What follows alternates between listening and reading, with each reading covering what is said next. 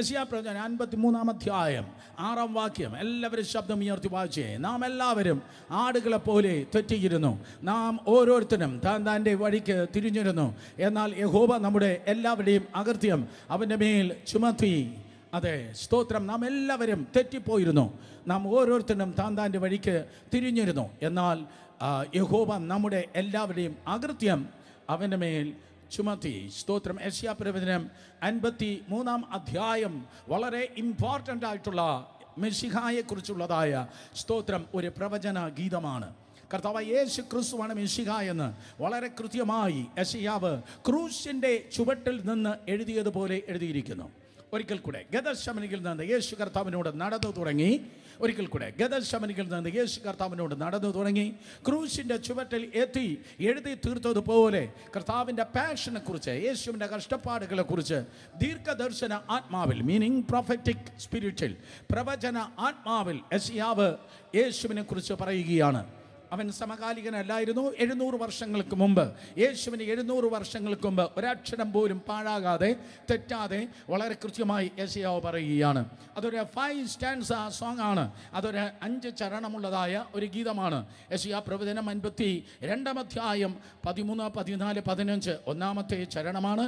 53 മുതൽ 4 ചരണങ്ങളാണ് നിങ്ങൾക്ക് കാണുവാൻ കഴിയുന്നത്. ആദ്യത്തെ ലയൻ, എല്ലാ ചരണത്തിൻ്റെയും ആദ്യത്തെ വരി, അതെ, ആ ചരണത്തിൻ്റെ ഹെഡിങ് ആണ്. അത് ഡബിൾ കൺഫർമേഷൻ ആണ്, അല്ലെങ്കിൽ ഡബിൾ ഫുൾഫിൽമെൻ്റ് ആണ് എന്നൊക്കെ നമ്മൾ മനസ്സിലാക്കി. ഒന്ന് സംഭവിച്ചു കഴിഞ്ഞു, ക്രൂശിന്മേൽ സംഭവിച്ചു കഴിഞ്ഞു. രണ്ടാമത് മഹാപീഡയുടെ അവസാന നാളുകളിൽ അത് സംഭവിപ്പാൻ വേണ്ടി പോകുന്നു. അത് യഹൂദൻ്റെ ഒരു മാനസാന്തര ഗീതമായിരിക്കും. ഇത് ഏറ്റവും അധികമായി ഈ ഭൂപരപ്പിൽ നിന്ന് മാനസാന്തരത്തിനു വേണ്ടി, കൂട്ടമാനസാന്തരത്തിനു വേണ്ടി, സ്തോത്രം, കൂട്ടമായി ജനം മാനസാന്തരപ്പെടുമ്പോൾ, യഹൂദൻ മാനസാന്തരപ്പെടുമ്പോൾ അവർ പാടാൻ പോകുന്നതായ ഒരു ഗീതമായിരിക്കും യെശയ്യാപ്രവചനം 53 അധ്യായം.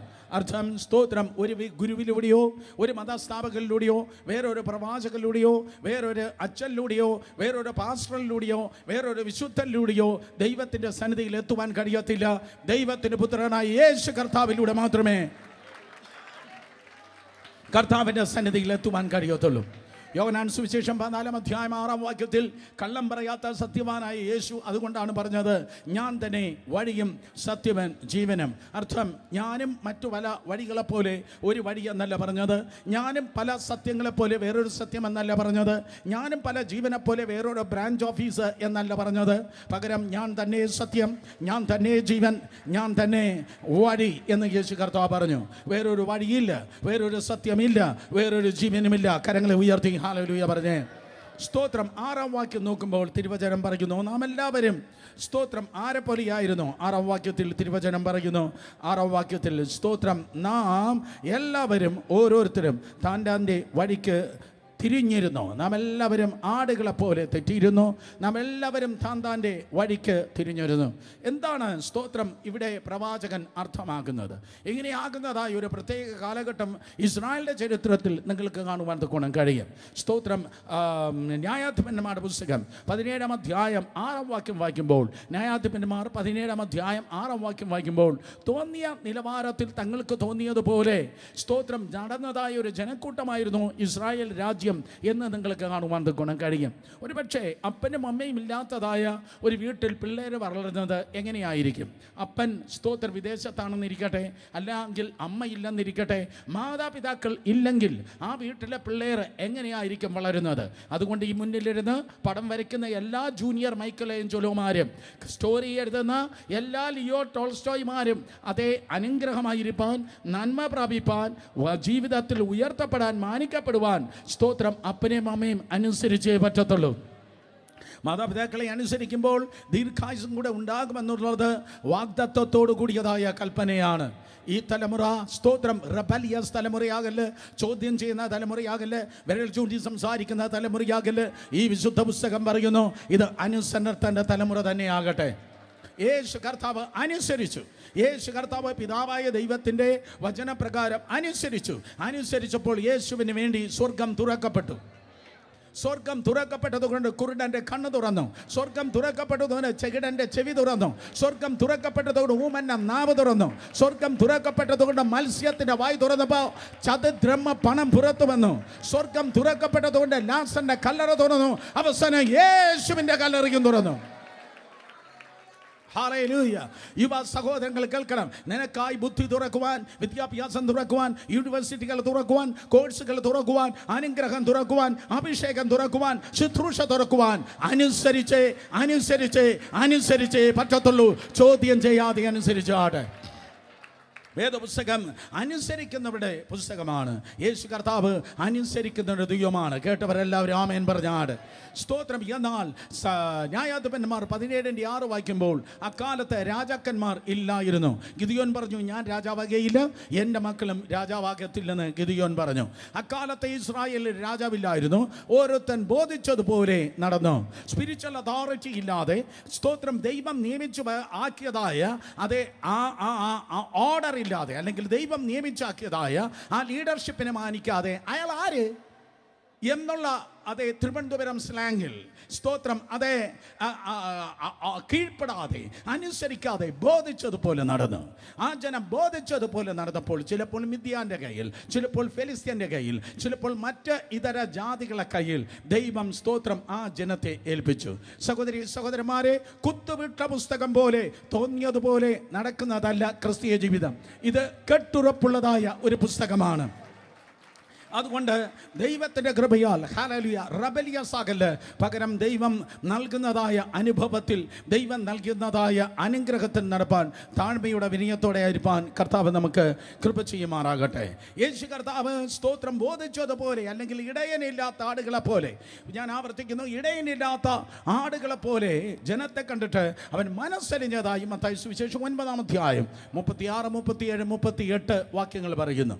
യേശു കർത്താവ് മനസ്സലിഞ്ഞു. വായ് കാരണം ജനം, സ്തോത്രം, ഇടയനില്ലാത്ത ആടുകളെ പോലെ ആയിരിക്കുന്നു.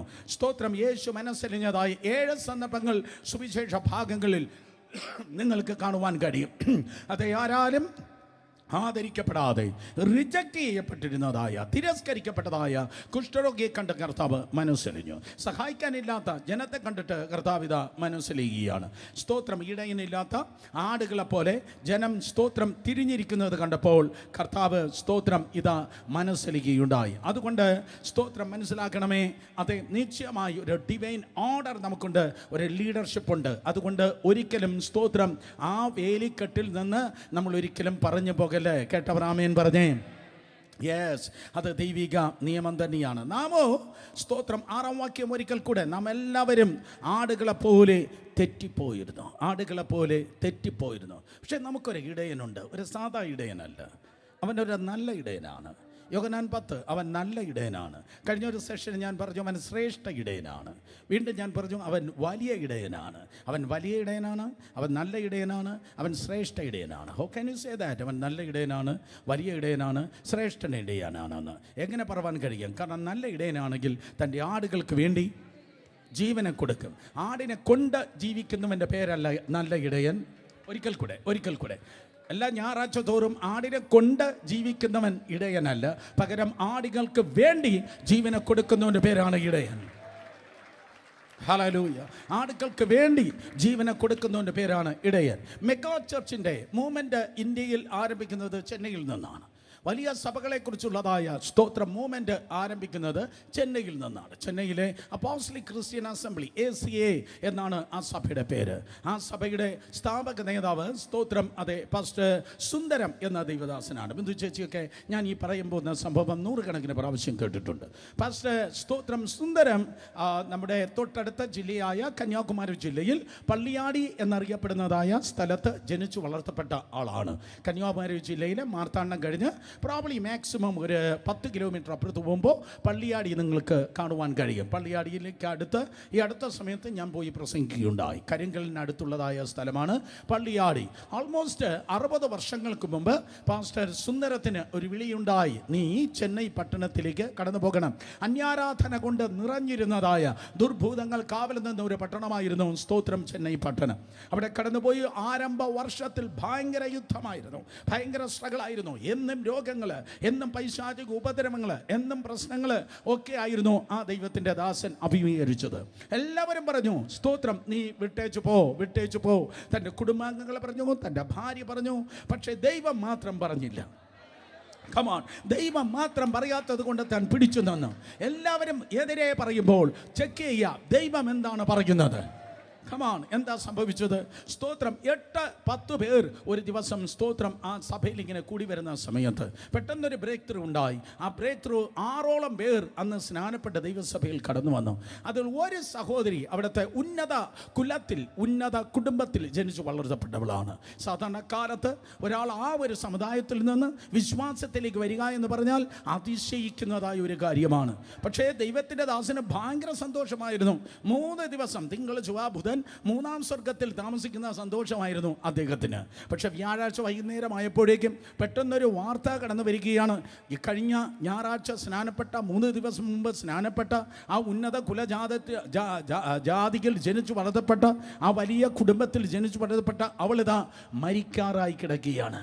ആ ദൈവത്തിൻ്റെ ദാസൻ്റെ ഉള്ളിൽ തീ കാളി. സ്തോത്രം, അവൾ മരിച്ചാൽ തനിക്കൊരിക്കലും ഈ പട്ടണത്തിൽ കണ്ടിന്യൂ ചെയ്യാൻ പറ്റത്തില്ല. അവൾ മരിച്ചാൽ പിന്നെ ഈ സഭയ്ക്ക് ഇവിടെ നിലനിൽപ്പാൻ കഴിയത്തില്ല. സഭയുടെ നിലനിൽപ്പാണ് ഇപ്പോൾ വന്നിരിക്കുന്നത്. ദൈവദാസൻ്റെ എക്സിസ്റ്റൻസിനേക്കാൾ, തൻ്റെ നിലനിൽപ്പിനേക്കാൾ അവിടെ ദൈവസഭയും ക്രിസ്ത്യാനിത്വവും ഭിന്നം കാണത്തില്ല. തൻ്റെ പഴയ കസേരയിൽ, തൻ്റെ പഴയ സൈക്കിളിൽ, തൻ്റെ പഴയ സൈക്കിളിൽ തൻ്റെയും തൻ്റെ ഭാര്യയും, സ്തോത്രം, അദ്ദേഹം തൻ്റെ ഭാര്യയും കൂട്ടിക്കൊണ്ട് ആ വീട്ടിലേക്ക് കടന്നു ചെന്നു. അപ്പോൾ ഇതാ മരണത്തോട് ആ സഹോദരി മല്ല് അടിച്ച് കിടക്കുകയാണ്. സ്തോത്രം, ദൈവത്തിൻ്റെ സന്നിധിയിൽ അദ്ദേഹം മുട്ടുമടക്കി. ദൈവവചനപ്രകാരം ശരിയാണോ എന്ന് നിങ്ങൾ ചോദിച്ചാൽ എനിക്കറിയത്തില്ല. പക്ഷെ 2.5 മണിക്കൂർ താൻ ഇങ്ങനെയാണ് പ്രാർത്ഥിച്ചത്, കർത്താവേ, അവളുടെ ജീവനെ നീ എടുക്കല്ലേ, അവളുടെ ജീവനെ നീ എടുക്കല്ലേ. അവളുടെ ജീവനെ എടുത്താൽ സ്തോത്രം, അങ്ങയുടെ സഭയ്ക്ക് ഇവിടെ നിലനിൽപ്പാൻ കഴിയത്തില്ല. അവളുടെ ജീവനെ നീ എടുത്താൽ അങ്ങയുടെ ശുശ്രൂഷയ്ക്ക് ഇവിടെ നിലനിൽപ്പാൻ കഴിയത്തില്ല. തിയോളജിക്കലി ദൈവവചനപ്രകാരം ഇത് ശരിയാണെന്ന് ചോദിച്ചാൽ എനിക്കറിയത്തില്ല. പക്ഷേ അദ്ദേഹം അന്ന് പ്രാർത്ഥിച്ചത് ഇങ്ങനെയാണ്, എൻ്റെ ജീവനെ അങ്ങ് എടുക്കണമേ, അവളുടെ ജീവനെ എടുക്കരുതേ, എൻ്റെ ജീവനെ എടുക്കണമേ. സ്തോത്രം, എങ്കിലും അവളുടെ ജീവനെ എടുക്കരുതേ. ഇന്നത്തെ സോക്കോളുടെ സുവിശേഷ വേലക്കാർ ഇത് കേൾക്കണം കേട്ടോ. നിങ്ങളുടെ ഡെഡിക്കേഷൻ, നിങ്ങളുടെ സമർപ്പണം എന്തെന്നറിയുവാൻ. സ്തോത്രം, ഞാൻ മരിച്ചാലും സാരമില്ല, അവളുടെ ജീവനെ നീ എടുക്കരുതേ. 2.5 മണിക്കൂർ മുട്ടിന്മേൽ നിന്ന് ആലച്ചു കൂവി നിലവിളിച്ചു പ്രാർത്ഥിച്ചു. അതൊരു സാധാ പ്രാർത്ഥനയല്ല. പിന്നത്തേതല്ല, അദ്ദേഹം പറഞ്ഞ് ഞാൻ കേട്ടിട്ടുണ്ട്, അല്ലെങ്കിൽ ബ്രദർ DGS ദിനകരൻ്റെ അധിരത്തിലൂടെ ഞാൻ കേട്ടിട്ടുണ്ട്. സ്തോത്രം, അതൊരു യുദ്ധമായിരുന്നു. 2.5 മണിക്കൂർ അതൊരു യുദ്ധമാണ്. നിങ്ങൾ കേട്ടിട്ടില്ലേ പണ്ട്? സ്തോത്രം, ഒരു കരടി വന്നു ഒരാടിനെ പിടിച്ചു. പിന്നത്തേതൊരു സിംഹം വന്ന് ആടിനെ പിടിച്ചു. നല്ല ഇടയൻ കരടിക്കും ആടിനും ഇടയിൽ നിന്നതുപോലെ, സിംഹത്തിനും ഇടയിൽ നിന്നതുപോലെ ആ സഹോദരിക്ക് മരണത്തിനും മധ്യത്തിൽ, ആ സഹോദരിക്ക് മരണത്തിന് മധ്യത്തിൽ നിന്ന് തൻ ദൈവത്തിൻ്റെ സന്നിധിയിൽ പ്രാർത്ഥിച്ചു, കർത്താവേ, എൻ്റെ ജീവനെ എടുത്താലും അവളുടെ ജീവനെ നീ എടുക്കരുത്. 2.5 മണിക്കൂർ കഴിഞ്ഞപ്പോൾ അദ്ദേഹം കണ്ണു തുറന്നതായ സമയത്ത് ഏതാണ്ട് സ്തോത്രം ഒരു ശബ്ദം കേട്ടാ താൻ കണ്ണു തുറന്നത്. അവളിതാ കരങ്ങളെ അടിച്ച് പതുക്കെ ആ സഹോദരി എഴുന്നേൽക്കുകയാണ്. പക്ഷേ അവൾ ചുമ്മാ കൈയടിച്ചല്ല എഴുന്നേൽക്കുന്നത്, അന്യഭാഷ പറഞ്ഞ് കരങ്ങളടിച്ച് ആ സഹോദരി എഴുന്നേൽക്കുകയാണ്. അദ്ദേഹം പ്രാർത്ഥിച്ചത് രോഗസൗഖ്യത്തിന് വേണ്ടിയാണ്. പക്ഷെ കർത്താവ് 100% അവളെ സൗഖ്യമാക്കുക മാത്രമല്ല, പരിശുദ്ധാത്മാവിനാൽ അവളെ നിറയ്ക്കുകയും ചെയ്തു. ആ ഒറ്റ അത്ഭുതം കൊണ്ട് 48 പേർ അടുത്ത ഞായറാഴ്ച സ്നാനപ്പെട്ട ദൈവസഭയിൽ കയറുകയുണ്ടായി.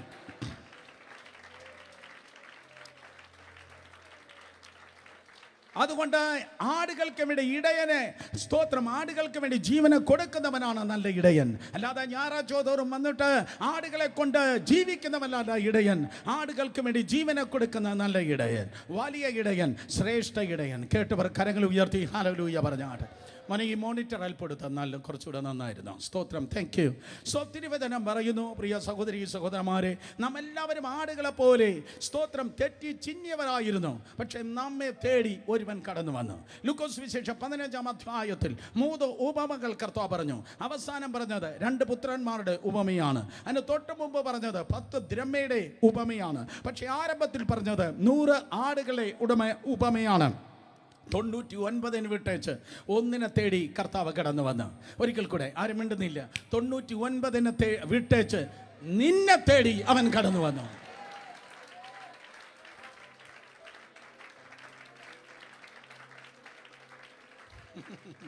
അടുത്തിരിക്കുന്നവർ തൊട്ട് പറ, ആ 100ാമത്തത് ഞാനായിരുന്നു. പറഞ്ഞേ, യെസ്, നിന്നെ തേടി നല്ല ഇടയൻ കടന്നു വന്ന്. സ്തോത്രം. അതെ, യേശു കർത്താവ് കൽവരി ക്രൂശിൽ നമുക്ക് വേണ്ടി മരിച്ചതിൻ്റെ ഏറ്റവും പരമപ്രധാനമായ കാര്യങ്ങളിലൊന്ന്, നാം എല്ലാവരും ആരായിരുന്നു? നാം എല്ലാവരും ആടുകളെ പോലെ തെറ്റിപ്പോയിരുന്നു. നാം ഓരോരുത്തൻ താൻ്റെ വഴിക്ക് തിരിഞ്ഞിരുന്നു. എന്നാൽ യഹോവ നമ്മുടെ എല്ലാവരുടെയും അകൃത്യം യേശുവിൻ്റെ മേൽ ചുമത്തി. സ്തോത്രം. യേശു കർത്താവിൻ്റെ മേൽ ആ അകൃത്യം ചുമത്തി കർത്താവ് യേശു ക്രിസ്തു നമുക്ക് വേണ്ടി മരിച്ചു.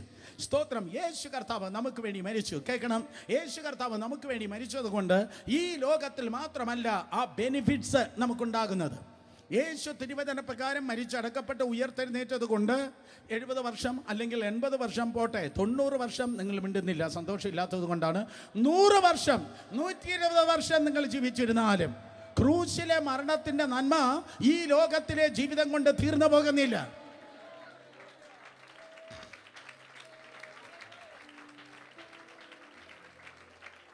കർത്താവായ യേശുക്രിസ്തുവിന്റെ ക്രൂശിലെ മരണത്തിന്റെ നന്മ യഥാർത്ഥത്തിൽ ആരംഭിക്കുന്നത്, യഥാർത്ഥത്തിൽ വെളിപ്പെടുന്നത് മരണത്തിന് ശേഷമാണ്.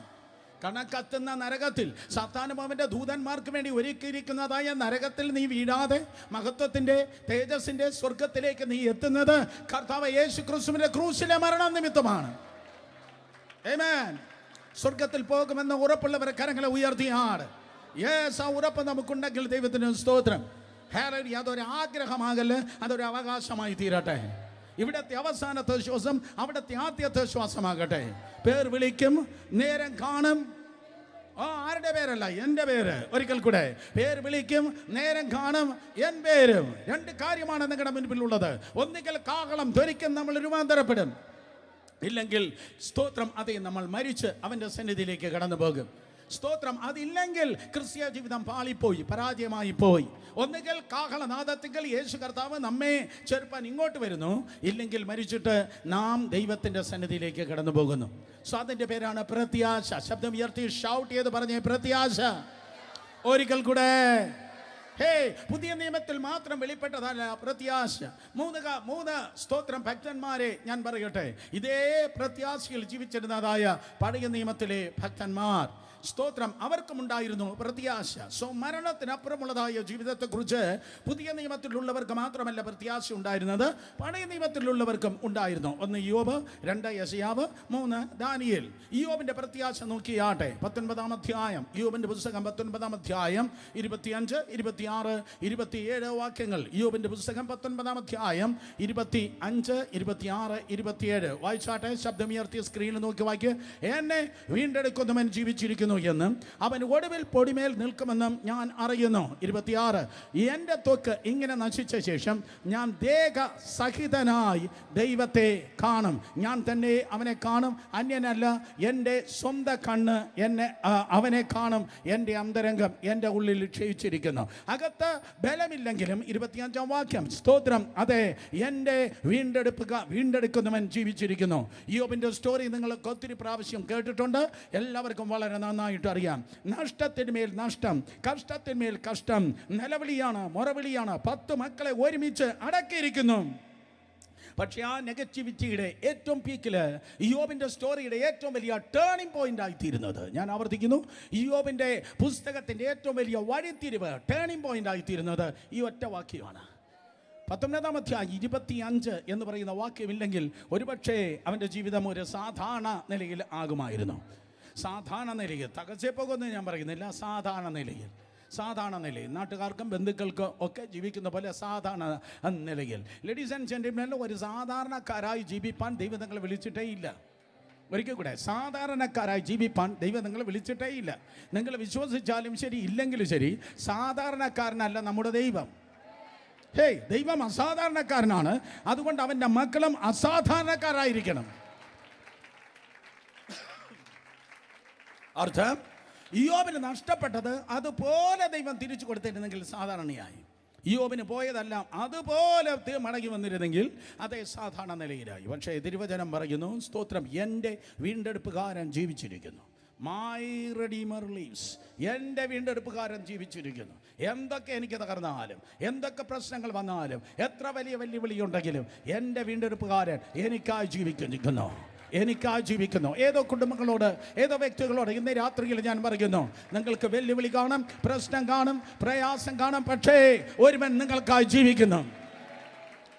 അവൻ പറഞ്ഞു യോഹന്നാൻ 14:19, ഞാൻ ജീവിക്കുന്നത് കൊണ്ട് നിങ്ങളും ജീവിക്കും. ശബ്ദം ഉയർത്തി പറഞ്ഞാട്ടെ, ഞാൻ ജീവിക്കുന്നത് കൊണ്ട് നിങ്ങളും ജീവിക്കും. യേശു കർത്താവ് ജീവിക്കുന്നത് കൊണ്ട് നിങ്ങൾ ആത്മഹത്യ ചെയ്യത്തില്ല, നിങ്ങൾ തകർന്നു പോകത്തില്ല, നിങ്ങളുടെ ജീവിതം മുങ്ങിപ്പോകത്തില്ല.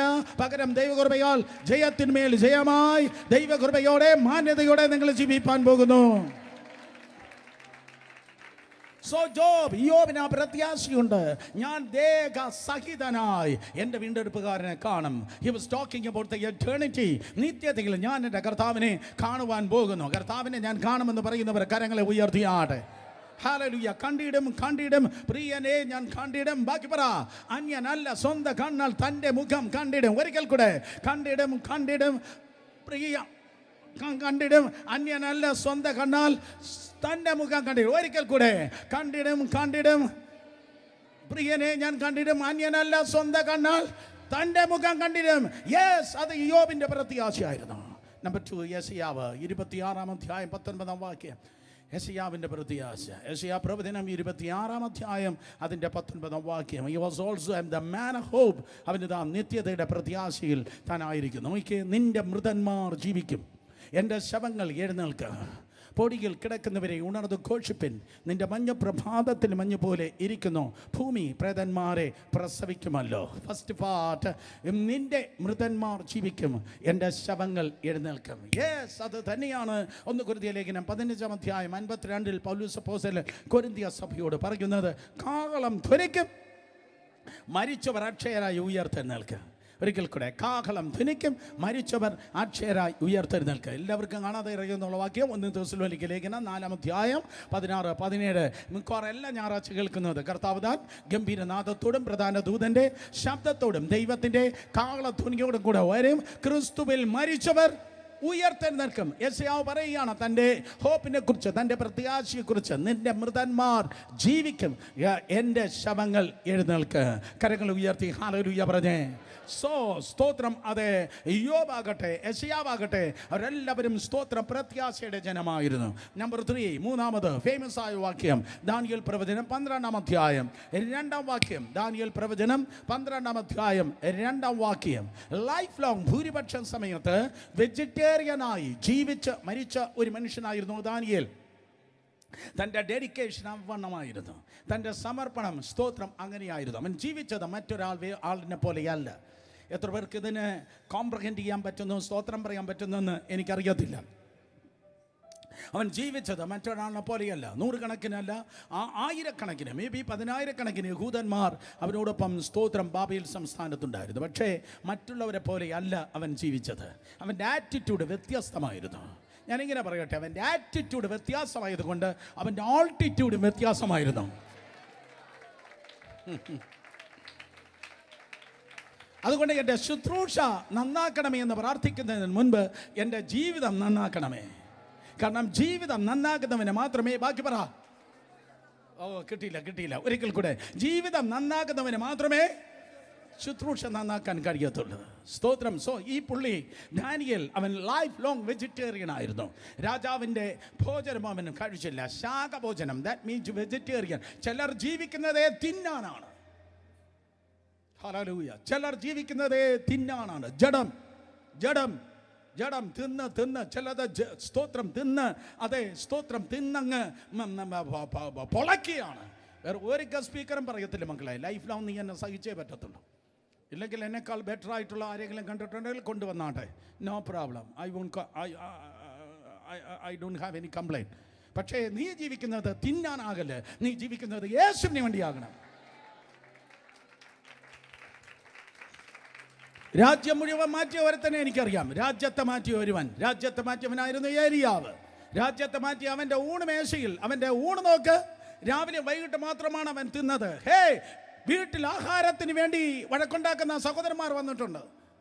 വീട്ടിൽ ആഹാരം എറിഞ്ഞു കളഞ്ഞവന്മാർ വന്നിട്ടുണ്ട്. വിതയ്ക്കുന്നത് കൊയ്യും, സൂക്ഷിച്ചോ. ഹല്ലേലൂയ. നീ ജീവിക്കുന്നത് തിന്നാൻ വേണ്ടിയാകല്ല, നീ ജീവിക്കുന്നത് യേശുവിന് വേണ്ടിയായിരിക്കണം. ഈ മനുഷ്യൻ വെജിറ്റേറിയൻ മാത്രമാണ് ഭക്ഷിച്ച് ജീവിച്ചത്. അതുകൊണ്ട് ആർക്കുമില്ലാത്ത മഹത്വം ഈ പുള്ളിക്കുണ്ടായിരുന്നു.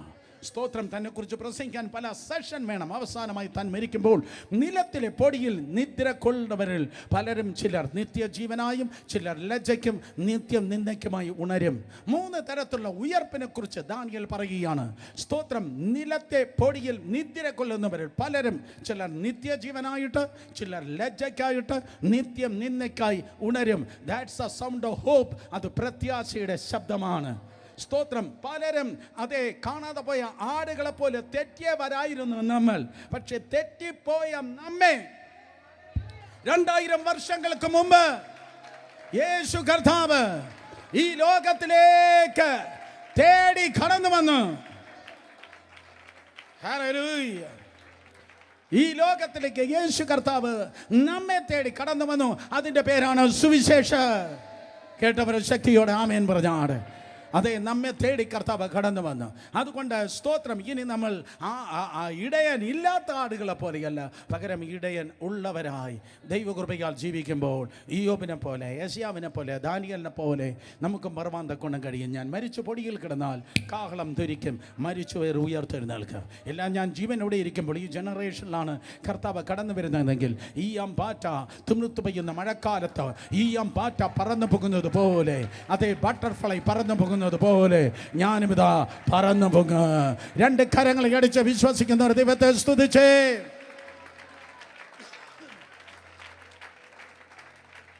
ഹല്ലേലൂയ.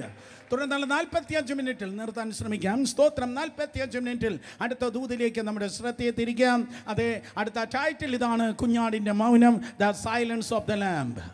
കുഞ്ഞാടിൻ്റെ മൗനം, സൈലൻസ് ഓഫ് ദ ലാംബ്. കാരണം യെശയ്യാ പ്രവചനം 53-ാം അധ്യായത്തിൻ്റെ അടുത്ത സ്റ്റാൻസിയാണിത്, അടുത്ത ചരണമാണിത്. ഓൾറെഡി ഞാൻ നിങ്ങളോട് പറയുകയുണ്ടായി. സ്തോത്രം. 5 സ്റ്റാൻസ് ഉള്ളതായ ഒരു പാട്ടാണ് ഇത്. യെശയ്യാ പ്രവചനം 52-ന്റെ 13, 14, 15. ദെൻ യെശയ്യാ പ്രവചനം 53-ന്റെ ആദ്യത്തെ 52-ന്റെ സ്തോത്രം അതെ 13, 14, 15. ദെൻ 53-ന്റെ 1 മുതൽ 3 വരെ, 4 മുതൽ 6 വരെ നമ്മൾ തീർത്തു കഴിഞ്ഞു. 4 മുതൽ 6 വരെ സെക്കൻഡ് സ്റ്റാൻസ. ഇന്ന് രാത്രി നാം കേൾക്കുവാൻ വേണ്ടി പോകുന്നത് യെശയ്യാ പ്രവചനം 7, 8, 9. 7, 8, 9. യെശയ്യാ പ്രവചനം 7, 8, 9. സന്തോഷം ഉണ്ടെങ്കിൽ ആമേൻ പറഞ്ഞേ. സ്തോത്രം. യെശയ്യാ പ്രവചനം അതെ 7-ാം വാക്യത്തിൽ കാണുന്നത് ദ അറസ്റ്റ് ആൻഡ് ട്രയൽ. യേശു കർത്താവിൻ്റെ അറസ്റ്റും സ്തോത്രം യേശു കർത്താവിൻ്റെ വിസ്താരവുമാണ് 7-ാം വാക്യത്തിൽ കാണുന്നത്. 8-ാം വാക്യത്തിൽ കാണുന്നത് കർത്താവ് യേശു ക്രിസ്തുവിനെ വിസ്തരിച്ച് കൊല്ലുകയാണ്. 9-ാം വാക്യത്തിൽ കാണുന്നത് കർത്താവ് യേശുവിനെ അടക്കുകയാണ്. യേശുവിൻ്റെ വിസ്താരം, യേശു കർത്താവിൻ്റെ സ്തോത്രം അതെ മരണം, യേശു കർത്താവിൻ്റെ അടക്കം, ഇത് 3-മാണ് സ്തോത്രം അതെ 7, 8, 9 വാക്യത്തിൽ എഴുതിയിരിക്കുന്നത്. ഞാൻ ഓൾറെഡി നിങ്ങളോട് പറയുകയുണ്ടായി, വേറെ ഒരു സുവിശേഷ ഭാഗമില്ലാതെ മത്തായി, മർക്കോസ്, ലൂക്കോസ്, യോഹന്നാൻ 4 സുവിശേഷ ഭാഗമില്ലെങ്കിലും അപ്പോസ്തല പ്രവൃത്തിയില്ലെങ്കിലും അതേ 1 കൊരിന്ത്യർ ലേഖനം ഉൾപ്പെടെയുള്ള ലേഖന ഭാഗങ്ങൾ യേശുവിൻ്റെ മരണ അടക്കം പുനരുത്ഥാനത്തെക്കുറിച്ച് പുതിയ നിയമത്തിലുള്ള ഒരു ലേഖന ഭാഗങ്ങളോ വേദഭാഗങ്ങളോ ഇല്ലെങ്കിൽ ഈ ഒറ്റ അധ്യായവും ഹിസ്റ്റോറിക് എവിഡൻസസും മാത്രം മതി യേശുവാണ് രക്ഷകനെന്ന് തെളിയിപ്പാൻ. ആ ഒറ്റ അധ്യായം മതി യേശു കർത്താവിന് രക്ഷകനെന്ന് തെളിയിപ്പാൻ. അല്ലെങ്കിൽ the awareness of the salvation through Lord Jesus Christ, Yesu കർത്താവിലൂടെ ആണ് രക്ഷയെന്ന് തെളിയിപ്പാൻ വേറെ ഒരു വേദഭാഗവും വേണ്ട. കാരണം അത്ര ആതന്റിക്കായി, അത്ര ശക്തമായി, അത്ര വ്യക്തമായി, അത്ര കൃത്യമായിട്ടാണ് പരിശുദ്ധാത്മാവ് ഈ യെശയ്യാവിലൂടെ ഈ ഒറ്റ അധ്യായം എഴുതി പിടിപ്പിച്ചിരിക്കുന്നത്. ഹല്ലേലൂയ. മനസ്സിലാക്കുന്ന ആമേൻ പറഞ്ഞാട്. സോ നമുക്ക് ആരംഭിക്കാം. സ്തോത്രം അതേ കുഞ്ഞാടിൻ്റെ മൗനം. സ്തോത്രം. യെശയ്യാ പ്രവചനം 53-ാം അധ്യായം 7-ാം വാക്യം ശബ്ദം ഉയർത്തി വായിച്ചാട്ടെ. യെശയ്യാ പ്രവചനം 53-ന്റെ 7. തന്നെത്താൻ താഴ്ത്തി വായെ തുറക്കാതിരുന്നിട്ടും അവൻ പീഡിപ്പിക്കപ്പെട്ടു, കൊല്ലുവാൻ കൊണ്ടുപോകുന്ന കുഞ്ഞാടിനെ പോലെയും രോമം കത്തിക്കുന്നതിന് മുൻപാകെ മിണ്ടാതിരിക്കുന്ന ആടിനെ പോലെയും അവൻ വായെ തുറക്കാതിരുന്നു. ഇവിടെ ഇതാ തിരുവചനം പറയുന്നു. സ്തോത്രം. യേശു കർത്താവ്, he was the lamb of God. കർത്താവ് യേശു ക്രിസ്തു അവൻ ദൈവത്തിൻ്റെ കുഞ്ഞാടാണ്. നിങ്ങളെല്ലാവരും ഇന്ന് രാവിലെയും കേൾക്കുകയുണ്ടായി. യോഹന്നാൻ സ്നാപകൻ വിളിച്ചു പറഞ്ഞു, ഇതാ സ്തോത്രം ലോകത്തിൻ്റെ പാപത്തെ ചുമക്കുന്ന ദൈവത്തിൻ്റെ കുഞ്ഞാട്. 1 കൊരിന്ത്യർ 5 പൗലോസ് അപ്പോസ്തലൻ പറഞ്ഞു, സ്തോത്രം, അവൻ നമ്മുടെ പെസഹ കുഞ്ഞാട്. 1 പത്രോസിൻ്റെ ലേഖനം 1-ാം വാക്യത്തിൽ പറയുന്നു, സ്തോത്രം, നമ്മുടെ വീണ്ടെടുത്തതായ അതേ ദൈവത്തിൻ്റെ കുഞ്ഞാട്. വെളിപ്പാട് പുസ്തകം 5-ാം അധ്യായത്തിൽ കുഞ്ഞാടിൻ്റെ പാട്ട് നിങ്ങൾക്ക് കാണുവാൻ കഴിയും. സോ പല പേരുകൾ, നൂറുകണക്കിന് പേരുകൾ യേശു കർത്താവിനെ കുറിച്ച് നിങ്ങൾക്ക് കാണാൻ കഴിയും. ദാവീദിന്റെ മുള എന്ന് പറയുന്നു, യഹൂദ ഗോത്രത്തിലെ സിംഹം എന്ന് പറയുന്നു, വീണ്ടും ആൽഫ എന്ന് പറയുന്നു, ഒമേഗ എന്ന് പറയുന്നു, എത്രയെത്ര പേരുകളാണുള്ളത്. ഉദയ നക്ഷത്രം എന്ന് പറയുന്നു, അതേ നൂറുകണക്കിന് പേരുകളുണ്ട്. അതിലൊന്നാണ് അവൻ ദൈവത്തിൻ്റെ കുഞ്ഞാടാണ്. പക്ഷേ ഇവിടെ നിങ്ങൾക്ക് കാണുവാൻ കഴിയുന്നത് എങ്ങനെ ഇരിക്കുന്നു? ആ വാക്യത്തിലേക്ക് നോക്കിയാട്ടെ. 7-ാമത്തെ വാക്യം നോക്കുമ്പോൾ, രോമം കത്തിക്കുന്ന നടുവിൽ സ്തോത്രം തന്നെത്താൻ താഴ്ത്തി വായ തുറക്കാതിരുന്നിട്ടും അവൻ പീഡിപ്പിക്കപ്പെട്ടു. ശബ്ദം ഉയർത്തി പറഞ്ഞാട്ടെ, പീഡിപ്പിക്കപ്പെട്ടു.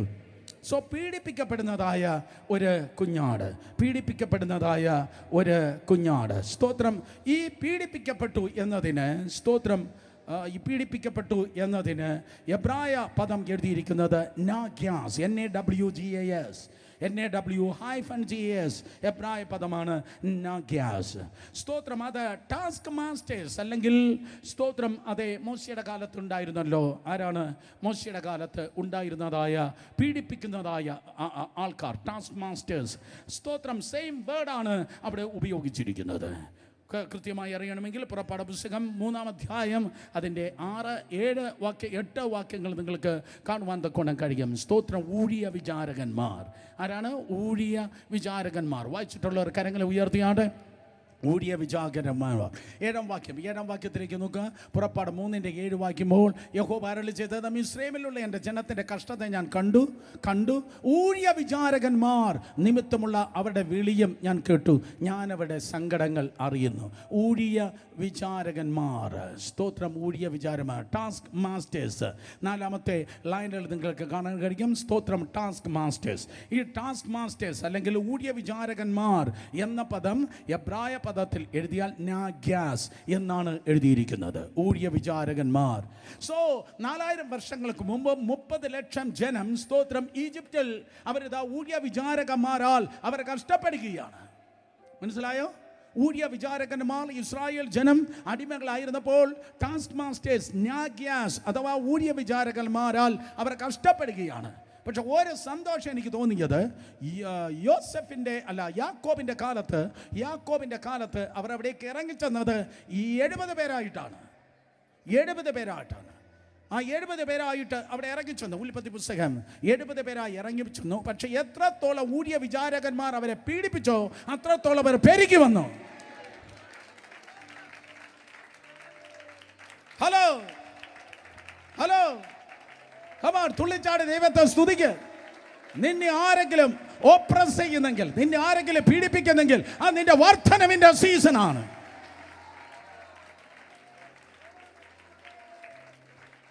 എത്രത്തോളമാണോ പീഡിപ്പിക്കുന്നത് അത്രത്തോളം ജനം ദൈവത്തിൻ്റെ കൃപയാൽ അവർ വർദ്ധിച്ചു വരികയുണ്ടായി. സ്ലേവ് മാസ്റ്റേഴ്സ്, സ്ലേവ് ഡ്രൈവേഴ്സ് അല്ലെങ്കിൽ സ്തോത്രം ഊഴിയ വിചാരകന്മാർ അവർ എത്രത്തോളം പീഡിപ്പിക്കപ്പെട്ടോ അത്രത്തോളം അവർ വർദ്ധിച്ചു വന്നിട്ട് സ്തോത്രം ഒരു ദിവസം കർത്താവ് ആ ജനത്തിൻ്റെ കഷ്ടത കണ്ടിട്ട് ആ 30 ലക്ഷം ജനത്തെ ഒറ്റയടിക്ക് ദൈവം വിടുവിച്ചു. ഒറ്റയടിക്കോ, നിങ്ങൾക്ക് ഒരു ഉത്സാഹമില്ലല്ലോ ഇന്ന് രാത്രി. സ്തോത്രം, ആ ജനത്തെ ഒറ്റയടിക്ക് ദൈവം വിടുവിച്ചു. ഞാൻ പറയുന്നത് കൂട്ടവിടുതൽ.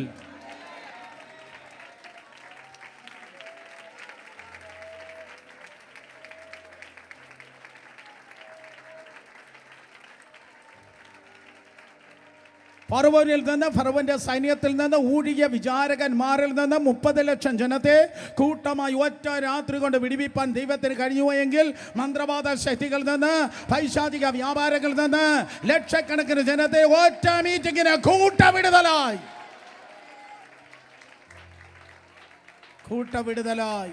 പുറത്തു കൊണ്ടുവരുവാൻ കർത്താവിന് കഴിയും. 2 പേരെ തൊട്ട് പറഞ്ഞേ, ദൈവം വിടുവിക്കുന്നവനാണ്. പറഞ്ഞേ, ദൈവം വിടുവിക്കുന്നവനാണ്. ദൈവം സ്തോത്രം അത് ഓപ്രസ് ചെയ്യുന്നവനല്ല, ദൈവം പീഡിപ്പിക്കുന്നവനല്ല. ദൈവം നിന്നെ വിടുവിക്കുന്നവനാണ്. നിന്റെ ഓഫീസിൽ ആരെങ്കിലും നിന്നെ പീഡിപ്പിക്കുന്നുവെങ്കിൽ നിന്റെ വിടുതലിന്റെ സമയം വന്നു കഴിഞ്ഞു.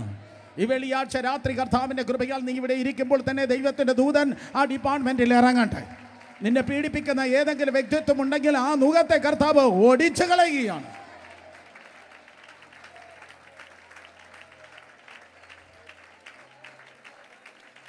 ആ ജനത്തെ ദൈവം വിടുവിച്ചു.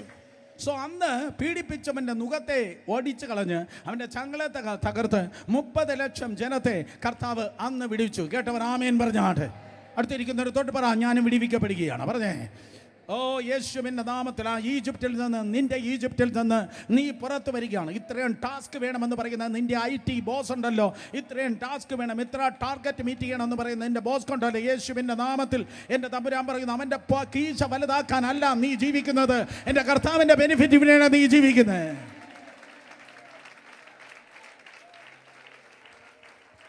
ഹല്ലേലൂയ.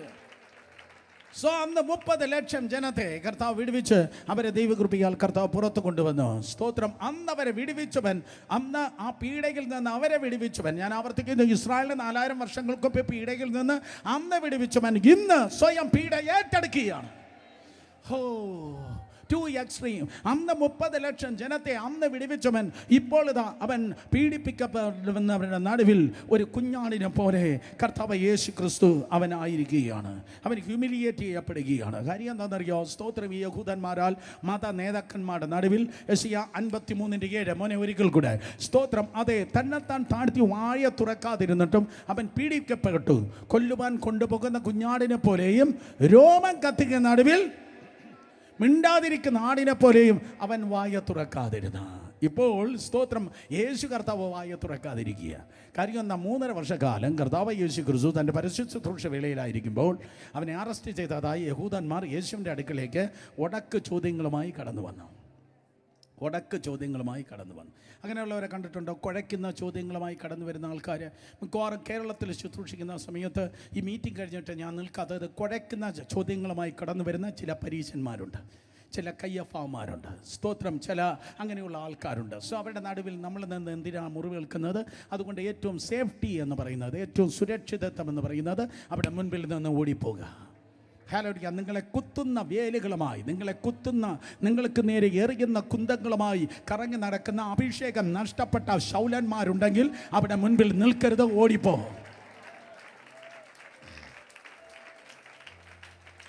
വല്ലവരുടെ മുൻപിൽ ചെന്ന് കയറി മുറിവേൽക്കാനായി ദൈവം നിങ്ങളെ വിളിച്ചിട്ടില്ല. കാരണം നിങ്ങൾ അവരുടെ അടിമയല്ല, നിങ്ങൾ കർത്താവിൻ്റെ മക്കളാണ്. നിങ്ങളെ നോക്കിയാണ് കർത്താവ് പറഞ്ഞത്, നിങ്ങളെ തൊടുന്നവർ എൻ്റെ കണ്ണിൽ കൃഷ്ണമണിയെ തൊടുന്നു. യേശു കർത്താവിനെ കുഴയ്ക്കുന്ന ചോദ്യങ്ങളുമായി പരീശന്മാർ, ന്യായശാസ്ത്രന്മാർ യേശുവിൻ്റെ അടുക്കിലേക്ക് കടന്നു വന്നു. എന്നാൽ സ്തോത്രം, ലോകം കണ്ട ഏറ്റവും വലിയ സർവജ്ഞാനിയാണ് കർത്താവ് തിരിച്ചു ചോദിച്ചപ്പോൾ അവിടെ വായി അടഞ്ഞുപോയി. സോ കാത്തിരിക്കുകയായിരുന്നു. അത്രയും ദേഷ്യത്തോടെ അവർ കാത്തിരിക്കുകയായിരുന്നു. ഇപ്പോൾ ഇതാ ഒരു സമയം കിട്ടിയിരിക്കുന്നു. അവനെ സ്തോത്രം അറസ്റ്റ് ചെയ്തിരിക്കുന്നു. അറസ്റ്റ് ചെയ്ത് തൻ്റെ മുൻപിൽ കൊണ്ടുവന്ന് ഇപ്പോൾ left and right, front and back യേശുവിനെ ചോദ്യം ചെയ്യാൻ തുടങ്ങി. Left and right, front and back Yesu കർത്താവിനെ ചോദ്യം ചെയ്യാൻ വേണ്ടി തുടങ്ങിയപ്പോൾ സ്തോത്രം, അതേ കർത്താവ് യേശു എന്ത് ചെയ്തു? കർത്താവ് യേശു മിണ്ടാതിരുന്നു. ഹല്ലേലൂയ. യേശു കർത്താവ് ഒന്നും മിണ്ടിയില്ല.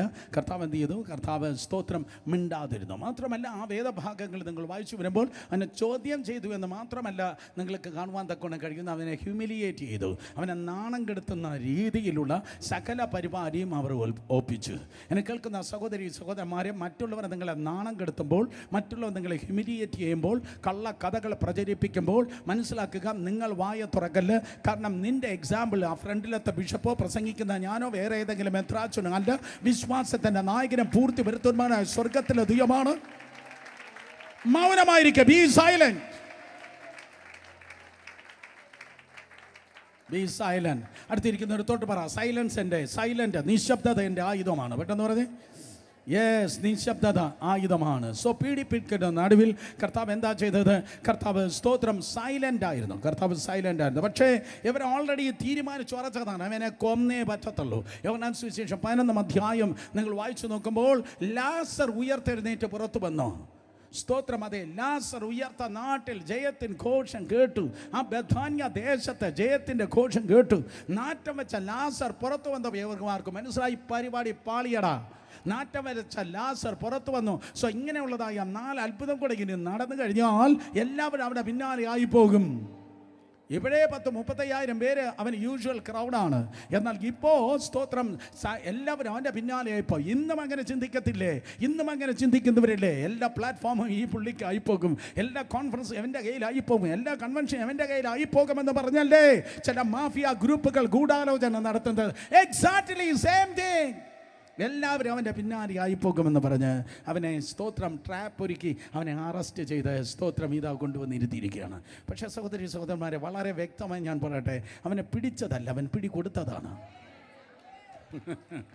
യേശു കർത്താവിനെ പിടിച്ചതല്ല. യേശുവിനെ പിടിക്കാൻ ആർക്കും കഴിയത്തില്ല, കാരണം അവൻ ദൈവമാണ്. സ്തോത്രം. യേശുവിനെ പിടിക്കാൻ ഒത്തിരി പേർ നോക്കിയതാണ്, പക്ഷേ അവൻ പിടി കൊടുത്തതാണ്. സ്തോത്രം. കാരണം എന്ത്? സകല കെണികളിൽ നിന്ന്, സകല മാനുഷികവും പൈശാചികമായ കെണികളിൽ നിന്ന്, ട്രാപ്പുകളിൽ നിന്ന് അധികാരമുള്ള യേശുവിൻ്റെ നാമത്തിൽ നീ ദൈവകൃപയാൽ പുറത്തു വരുവാൻ കർത്താവ് യേശു ക്രിസ്തു സ്തോത്രം അവൻ പിടികൊടുത്തു. ദൂതിതാണ്, നിന്നെ പിടിക്കുവാൻ ആർക്കും കഴിയത്തില്ല. സ്തോത്രം. മനുഷ്യനും സാത്താനും നിനക്കും എനിക്കെതിരെ വച്ചിരിക്കുന്ന സകല കണികൾ ഉയർപ്പിന്റെ ശക്തിയാൽ ഇന്ന് രാത്രി പൊളിഞ്ഞു മാറട്ടെ. നിങ്ങൾക്കറിയാം ഗത്ശമനയുടെ വാതിക്കൽ എന്താ സംഭവിച്ചത്? നിങ്ങൾ ആരെ തിരയുന്നു? നസ്രേന യേശുവിനെ. നിങ്ങൾ ആരെ തിരയുന്നു? നസ്രേന യേശുവിനെ. തൊട്ടടുത്ത സെന്റൻസ് പറഞ്ഞു, അത് ഞാൻ തന്നെ. 4000 വർഷങ്ങൾക്ക് മുമ്പ് കത്തുന്ന മുൾപ്പിടപ്പിൽ നിന്ന് കർത്താവ് പറഞ്ഞു, പുറപ്പാട് 3:14, I am that I am. ഞാൻ ആകുന്നവൻ ഞാനാകുന്നു. അതിൻ്റെ റിഫ്ലക്ഷൻ, അതിൻ്റെ എക്കോയാണ് നിങ്ങൾക്ക് കാണാൻ കഴിയുന്നത്. മോശയുടെ മുൻപിൽ കർത്താവ് പറഞ്ഞു, ഞാൻ ആകുന്നവൻ ഞാനാകുന്നു. അതിൻ്റെ എക്കോയാണ് സ്തോത്ര ഗദശമനയുടെ വാതിക്കൽ വെളിപ്പെട്ടത്. യെസ്, ഞാനാകുന്നു എന്ന് പറഞ്ഞപ്പോൾ 100 കണക്കിന് ആൾക്കാർ സ്ലെയിൻ ഇൻ ദ സ്പിരിറ്റ് നിലത്ത് വീണു. യെസ്, ഞാൻ വിശ്വസിക്കുന്നു. വിശ്വസിച്ച് പ്രാർത്ഥിച്ചിരിക്കുന്നവർ മാത്രമല്ല സ്ലെയിൻ ചെയ്യുന്നത്, നിലത്ത് വീഴുന്നത്. അവിശ്വാസികൾ നിലത്ത് വീഴണം.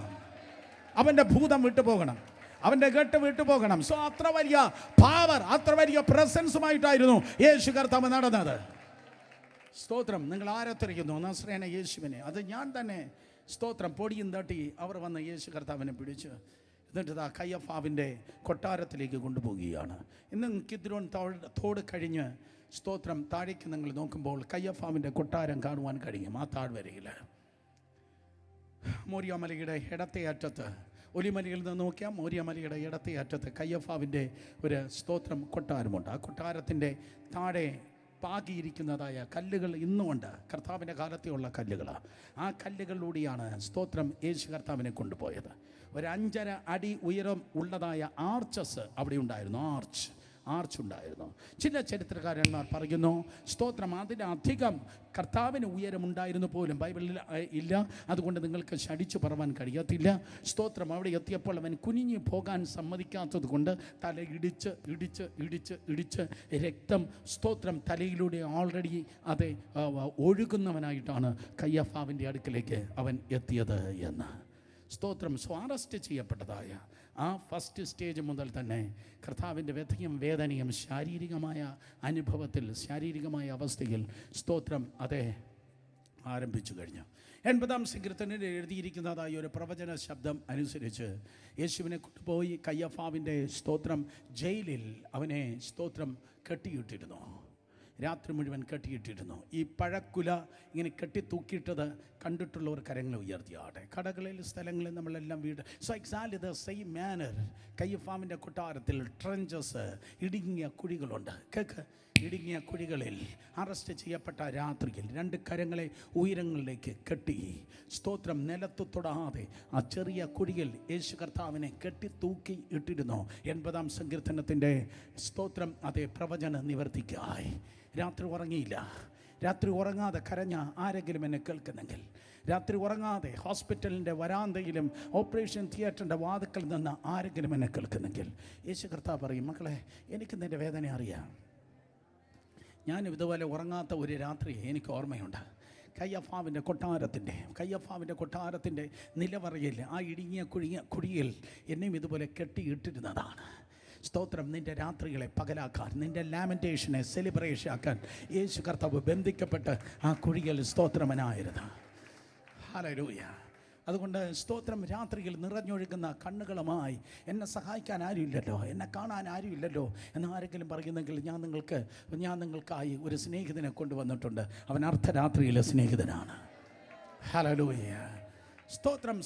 രാത്രിയിൽ ആ കയ്യഫാവിൻ്റെ കൊട്ടാരത്തിൻ്റെ അടിത്തട്ടിലുള്ള ആ കുഴിയിൽ നിന്ന് അവനെ വലിച്ചു കയറ്റി അതിരാവിലെ സ്തോത്രം അവനെ ചോദ്യം ചെയ്യണം. അതിന് മുൻപ് പത്രോസ് ഓൾറെഡി യേശു കർത്താവിനെ തള്ളി പറഞ്ഞിരുന്നു.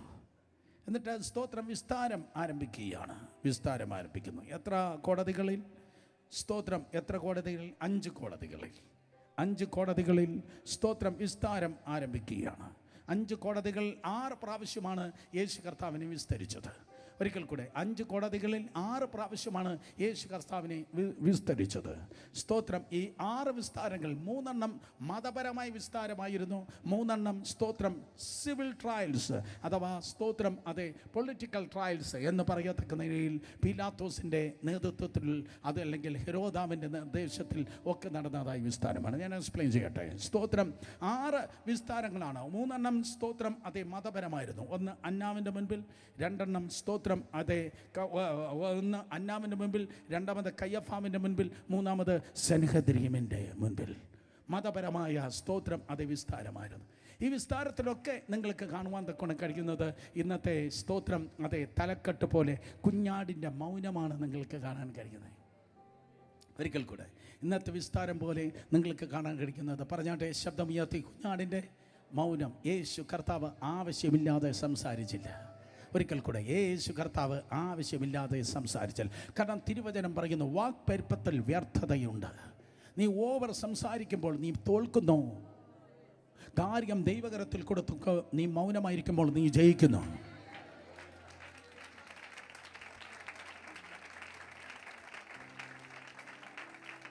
കൂടുതൽ വാചകമടിക്കണമെന്ന് തോന്നുമ്പോൾ ഓടിക്കോ, പ്രാർത്ഥന റൂമിലേക്ക് ഓടിക്കോ. കൂടുതൽ പറയണം, വാചകമടിക്കണമെന്ന് തോന്നുമ്പോൾ നേരെ പ്രാർത്ഥന റൂമിലേക്ക് ഓടിക്കോ. എന്നിട്ട് മുട്ട് മടക്കുകയല്ല, നിൽക്കുകയല്ല, ചിലപ്പോൾ നെടുമ്പാട് വീണ് ദൈവത്തിൻ്റെ സന്നിധിയിൽ വീണ് കിടന്ന് മനുഷ്യനോട് പറവാൻ കഴിയാത്തത്, മനുഷ്യന് കേൾക്കാൻ ഇല്ലാത്തത്, ദൈവത്തിൻ്റെ മുൻപിൽ നീണ്ട സ്തോത്രം നെടുമ്പാട് വീണ് ദൈവത്തിൻ്റെ സന്നിധിയിൽ വിളിച്ചു പറഞ്ഞാട്ടെ. കേട്ടിട്ടില്ലേ അബ്രഹാം നെടുമ്പാട് വീണെന്ന്, മോശ കവണ് വീണെന്ന്? യെസ്, ഇന്നും ഈ പട്ടണത്തിൽ അത് സാധ്യമാണ്. കമാൺ, നിന്റെ വീട്ടിൽ അത് സാധ്യമാണ്.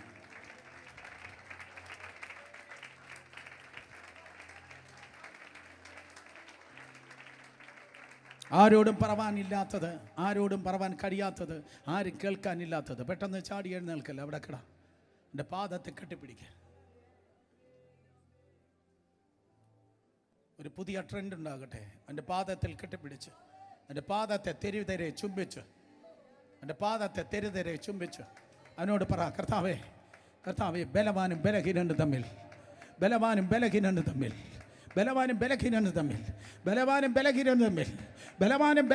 തമ്മിൽ കാര്യമുണ്ടായാൽ, ബാക്കി പറ തിരുവനന്തപുരമേ, ബലഹീനർക്ക് തുണ നിൽക്കുന്ന ഒരു കർത്താവുണ്ട്.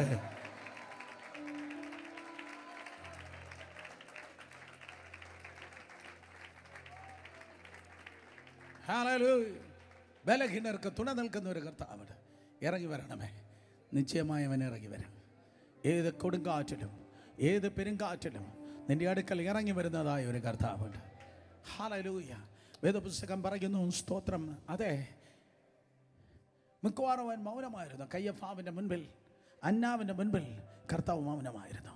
ദൈവത്തിന് മുൻപിൽ നിലവിളിക്ക്, ദൈവത്തിന് മുൻപിൽ കണ്ണുനീരൊഴുക്ക്, ദൈവത്തിന് മുൻപിൽ കണ്ണുനീരൊഴുക്ക്. In Jesus name I encourage U.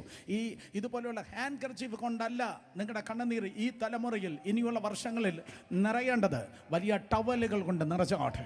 നിങ്ങളുടെ മക്കള്, കൊച്ചുമക്കൾക്ക് സ്തോത്രം, ലോകരാജ്യങ്ങൾക്ക് അവർ അനുഗ്രഹമായി തീരും. ഹല്ലേലൂയ, ആമേൻ. സ്തോത്രം. ദൈവത്തിൻ്റെ സന്നിധിയിൽ വീണ് കിടന്നാട്ടെ, കണ്ണുനീരൊഴുക്കിയാട്ടെ.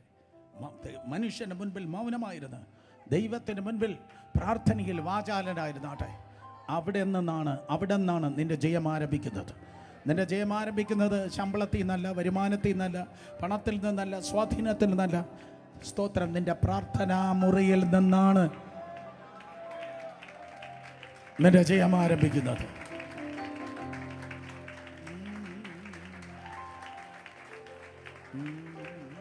സാധു എന്നെ കൈവിടാതെ നാഥനം നടത്തിയിടുന്നു. സാധുയനെ കൈവിടാതെ നാഥനം നടത്തിയിടുന്നു. ചെറുത് പാടിയാട്ടെ. സാധുയനെ കൈവിടാതെ നാഥനം നടത്തിയിടുന്നു. സാധുയനെ കൈവിടാതെ നാഥനം നടത്തിയിടുന്നു. എല്ലാവരും അന്ത്യത്തോളം ചിറകളിൽ അവൻ കാത്തിടും തരയിൽ. കരങ്ങളടിച്ച്. അന്ത്യത്തോളം ചിറകളിൽ അവൻ കാത്തിടും കരയിൽ. ആപത്തിലും രോഗത്തിലും ആപത്തിലും രോഗത്തിലും അവനായിരിക്കഭയം. സാധുയനെ കൈവിടാതെ നാഥനം നടത്തിയിടുന്നു. സാധുയനെ കൈവിടാതെ നാഥനം നടത്തിയിടുന്നു. കണ്ടുനീരിൻ താഴ്വരയിൽ കരയുന്ന വേളകളിൽ, കണ്ടുനീരിൻ താഴ്വരയിൽ കരയുന്ന വേളകളിൽ കൈവിടില്ലൻ കർത്തനന്റെ, കൈവിടില്ലൻ കർത്തനന്റെ. കണ്ണുനീരെല്ലാം തുടയ്ക്കും. സാധുയനെ കൈവിടാതെ നാഥനം നടത്തിയിടുന്നു. സാധുയനെ കൈവിടാതെ നാഥനം നടത്തിയിടുന്നു. കൊടും കാറ്റും തീരമാലയും പാടകിൽ വന്നാഞ്ഞടിക്കും. എല്ലാവരും. കൊടും കാറ്റും തീരമാലയും പാടകിൽ വന്നാഞ്ഞടിക്കും. നേരമെൻ്റെ ചാരയുണ്ട്, നേരമെൻ്റെ നാഥനെന്നും വല്ലഭനായി നേരമെൻ്റെ ചാരയുണ്ട്. എത്ര പേര് പറയും നേരമെൻ്റെ ചാരയുണ്ട്, നേരമെൻ്റെ ചാരേ. ഈ രാത്രിയില് നേരമെൻ്റെ ചാരയുണ്ട്. നാഥനം വല്ലഭനാ. സാധുയനെ കൈവിടാതെ നാഥനം നടത്തിയിടുന്നു. സാധുയനെ കൈവിടാതെ നാഥനം നടത്തിയിടുന്നു. സാധുയനെ കൈവിടാതെ നാഥനം നടത്തിയിടുന്നു. വാക്കുകൾ, കണ്ണുനീര് മനുഷ്യന്റെ മുമ്പിൽ വേസ്റ്റ് ആക്കല്ല. വാക്കുകൾ, കണ്ണുനീര് മനുഷ്യന്റെ മുമ്പിൽ വേസ്റ്റ് ആക്കല്ല. അന്ധകാരത്താൽ എല്ലാ കണ്ണും മങ്ങുമ്പോൾ മങ്ങാത്ത ഒരു കണ്ണ് സ്വർഗത്തിൽ നിനക്കുണ്ട്.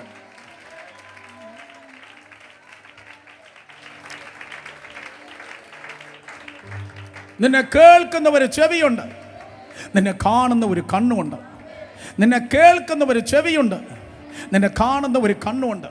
Come on. നിന്നെ കേൾക്കുന്ന ഒരു ചെവി സ്വർഗത്തിലുണ്ട്, നിന്നെ കാണുന്ന ഒരു കണ്ണും സ്വർഗത്തിലുണ്ട്. ആ ദൈവത്തിൻ്റെ മുൻപിൽ വീണ് കിടക്ക. ജയം നിനക്കുള്ളതാണ്. വിടുതൽ നിനക്കുള്ളതാണ്. അടുത്ത അത്ഭുതം നിൻ്റെതായിരിക്കും. അടുത്ത മറുപടി നിൻ്റെതായിരിക്കും. ബെസ്റ്റ് എക്സാമ്പിൾ യേശു. മനുഷ്യൻ ചോദിച്ച ചോദ്യങ്ങൾക്ക് ഉത്തരം പറഞ്ഞതേ ഇല്ല. പക്ഷെ ഉയർപ്പ് നടന്നപ്പോൾ എങ്ങനെയിരുന്നു കാണാം? ഉയർപ്പ് കഴിഞ്ഞപ്പോൾ ചോദിച്ചവരുടെ വായടഞ്ഞു, കണവൻ്റെ കല്ലറ തുറന്നു. ഓ ബ്യൂട്ടി! ചോദിച്ചവൻ്റെ വായടഞ്ഞു. മക്കളെ, ഈ നാളുകളിൽ പിള്ളേരെങ്ങനെ, ഭാവി എങ്ങനെ, കല്യാണം എങ്ങനെ, 100 കണക്കിന് ചോദ്യം നിനക്കുണ്ട്. യേശുവിൻ നാമത്തിൽ ഈ പുസ്തകം ഉയർത്തി ഈ 5-ാമത്തെ രാത്രി ഞാൻ വിളിച്ചു പറയട്ടെ, ചോദിക്കുന്നവൻ്റെ വായടയും.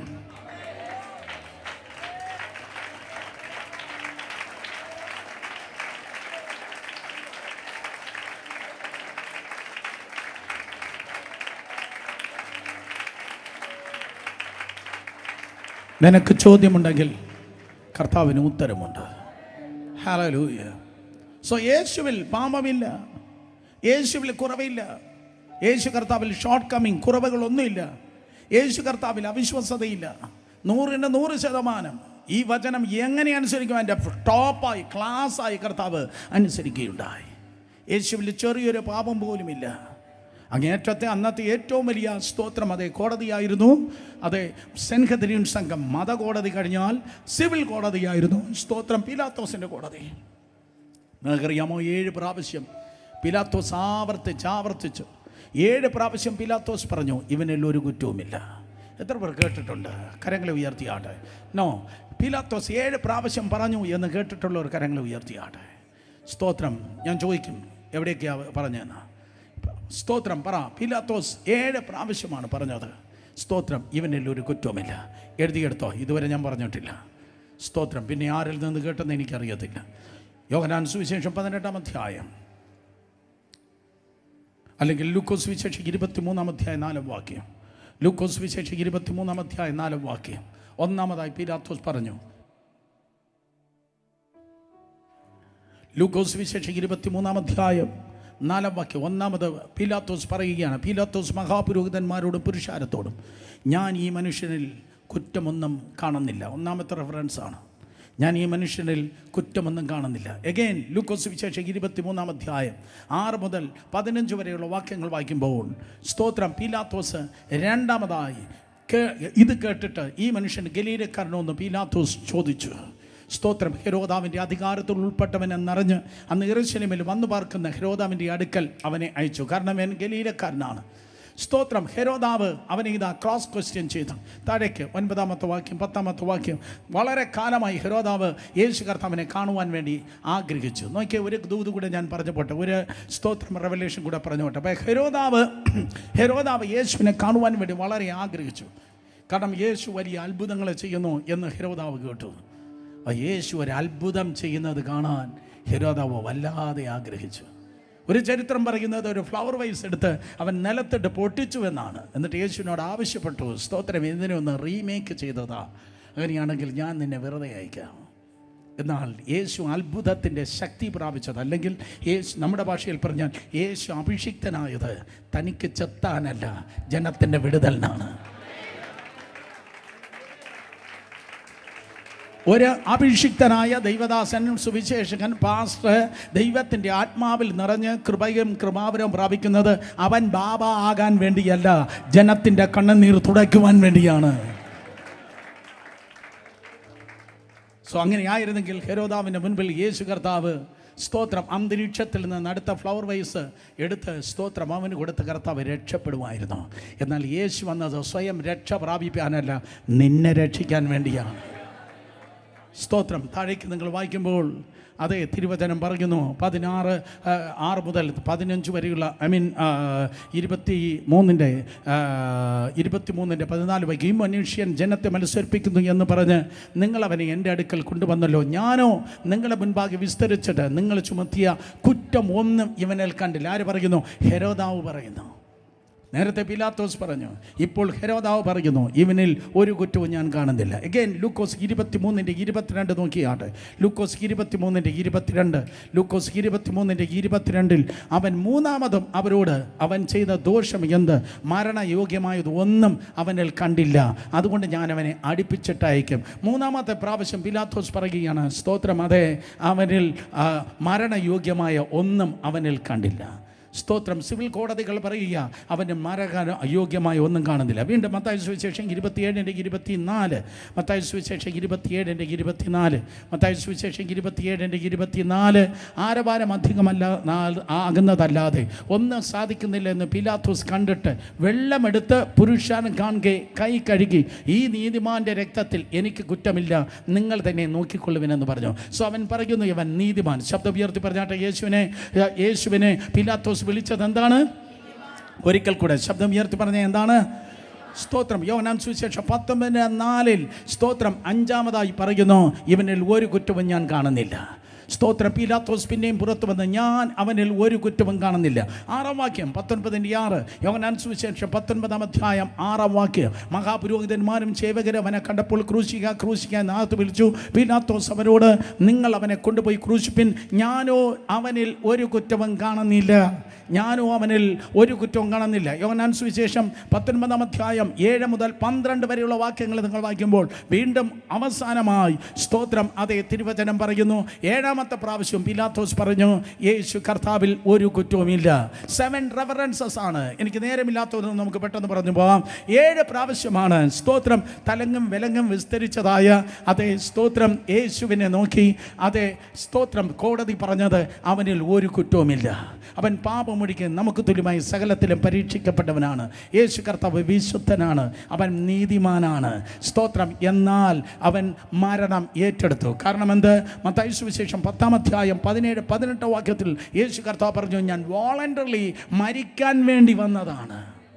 ഹല്ലേലൂയ. മത്തായി സുവിശേഷം 10-ാം അധ്യായം 17-18 വാക്യങ്ങൾ വായിക്കുമ്പോൾ മത്തായി സുവിശേഷം 10-ാം അധ്യായം 17 മനുഷ്യരെ സൂക്ഷിച്ചുകൊണ്ട് നിങ്ങളെ ന്യായാധിപ സഭകൾ ഏൽപ്പിക്കുകയും അവിടെ പള്ളികൾ വെച്ച് ചമ്മട്ടി കൊണ്ട് അടിക്കുകയും 18-ാം വാക്യം സ്തോത്രം 18-ാം വാക്യം എൻ്റെ നിമിത്തം നാടുവാഴികളും രാജാക്കന്മാരും മുമ്പിൽ കൊണ്ടുപോവുകയും ചെയ്യും, അത് അവർക്ക് ജാതികൾക്ക് ഒരു സാക്ഷ്യമായിരിക്കും. സോ തന്നെക്കുറിച്ചുള്ളതായ പീഡയെക്കുറിച്ച് കർത്താവ് പറയുകയാണ്. സ്തോത്രം. മനസ്സിലാക്കണമേ ദൈവകൃപയാൽ കർത്താവ് സ്തോത്രം സ്വയമായി ജീവനെ നൽകാനായി ഈ ലോകത്തിൽ കടന്നു വന്നു. വിശ്വസിക്കുന്നവർ കരങ്ങൾ ഉയർത്തി ഹല്ലേലൂയ പറഞ്ഞേ. സോ പാപമില്ലാത്തവനായ യേശു ആർക്കും ഒരു കോടതിക്കും യേശു കർത്താവ് സ്തോത്രം പാപിയെന്ന് തെളിയിപ്പാൻ തക്കവണ്ണം കഴിഞ്ഞില്ല. സോ ഈ കോടതികളെല്ലാം ആരുടെ മുൻപിൽ? സ്തോത്രം പിലാത്തോസിന് മുൻപിൽ, അന്നാവിൻ്റെ മുൻപിൽ, അതുപോലെ ഹെരോദാവിൻ്റെ മുൻപിൽ കർത്താവ് മൗനമായിരുന്നു. ഒരേ ഒരു സ്ഥലത്ത് മാത്രമാണ് കർത്താവ് സംസാരിച്ചത്. അത് പറഞ്ഞാൽ നമുക്ക് പിരിക്കാം. ഒരേ ഒരു സ്ഥലത്ത് മാത്രമാണ് കർത്താവ് സംസാരിച്ചത്. എവിടെയെന്നറിയാമോ? സ്തോത്രം കയ്യഫാവിൻ്റെ മുൻപിൽ സ്തോത്രം ഒരു ചോദ്യം കയ്യഫാവ് ചോദിക്കുമ്പോൾ, കയ്യഫാവിൻ്റെ മുൻപിൽ ഒരു ചോദ്യം കയ്യഫാവ് ചോദിക്കും. അവിടെ മാത്രമാണ് കർത്താവ് സ്തോത്രം അതേ ശബ്ദം ഉയർത്തി പറഞ്ഞേ. ആ റെഫറൻസ് ഇതാണ്. മത്തായി സുവിശേഷം 26-ാം അധ്യായം സ്തോത്രം അതിൻ്റെ 65-ാം വാക്യം. മത്തായി സുവിശേഷം 26-ാം അധ്യായം സ്തോത്രം 57 മുതൽ താഴേക്ക് കാണിച്ചു മോനെ. 57 മുതൽ നിങ്ങൾ ഒരുമിച്ച് വായിക്കണം.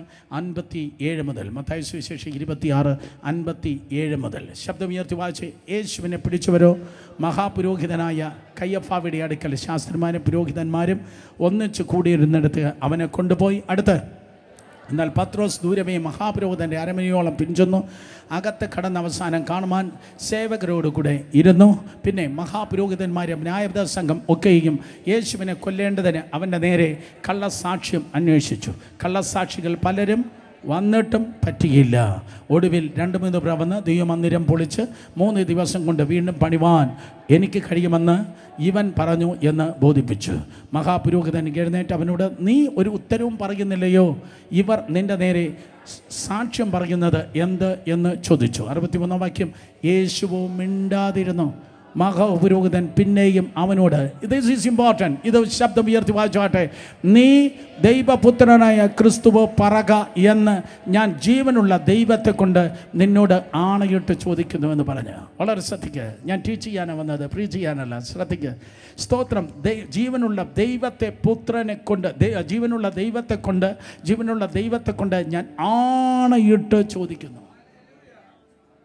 കാരണം അതുവരെയുള്ള ഒരു കോടതിയിലും സ്തോത്രം ഇവൻ വായു തുറന്നിട്ടില്ല, ശബ്ദിച്ചിട്ടില്ല, അവൻ മിണ്ടാതിരിക്കുകയാണ്, തലങ്ങും വിലങ്ങും കർത്താവ് മൗനമായിരിക്കുകയാണ്.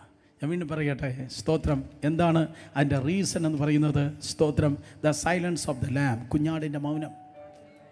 കാരണം അവനറിയാം, സ്തോത്രം, 3 ദിവസം കഴിയുമ്പോൾ ഇതെല്ലാം തീരും, ഞാൻ ഉയർത്തെഴുന്നേൽക്കും. ഞാൻ വന്നത് എൻ്റെ ജനത്തിന് വേണ്ടിയാണ് ഞാൻ വന്നത്. കർത്താവ് മൗനമായിരുന്നു. പക്ഷേ ഇവിടെ അവന് പറഞ്ഞേ പറ്റത്തുള്ളൂ. ഇവിടെ യേശു കർത്താവിനെ വാ തുറന്ന് പറഞ്ഞേ പറ്റത്തുള്ളൂ. കാരണം 63-ാം വാക്യം അങ്ങനെയാണ് കയ്യഫാവ് ചോദിച്ചിരിക്കുന്നത്. മഹാപുരോഹിതൻ പിന്നെയും നീ ദൈവത്തിൻ്റെ പുത്രനായ ക്രിസ്തു തന്നെയോ പറക എന്ന് ഞാൻ എങ്ങനെ ചോദിച്ചു? ജീവനുള്ള ദൈവത്തോട് നിന്നോട് ആണയിട്ട് ചോദിച്ചു. എക്സാക്ട്ലി അതാണ് അതിൻ്റെ സ്തോത്രപുത്രം. ആണയിട്ട് ചോദിച്ചു. അമ്മച്ചി പറഞ്ഞ പോലെ എല്ലാവരും പറ്റാട്ടെ, എങ്ങനെ ചോദിച്ചു? ആണയിട്ട് ചോദിച്ചു. ആണയിട്ട് ചോദിച്ചാൽ പറഞ്ഞേ പറ്റത്തുള്ളൂ. ആണയിട്ട് ചോദിച്ചാൽ, ദൈവനാമത്തിൽ ആണയിട്ട് ചോദിച്ചാൽ പറയാതിരിക്കുന്നെങ്കിൽ കുറ്റക്കാരനാണ് എന്ന് എവിടെ എഴുതിയിരിക്കുന്നു? ലേവ്യാപുസ്തകം 5-ാം അധ്യായം 1-ാം വാക്യം. ലേവ്യാപുസ്തകം 5-ാം അധ്യായം 1-ാം വാക്യം.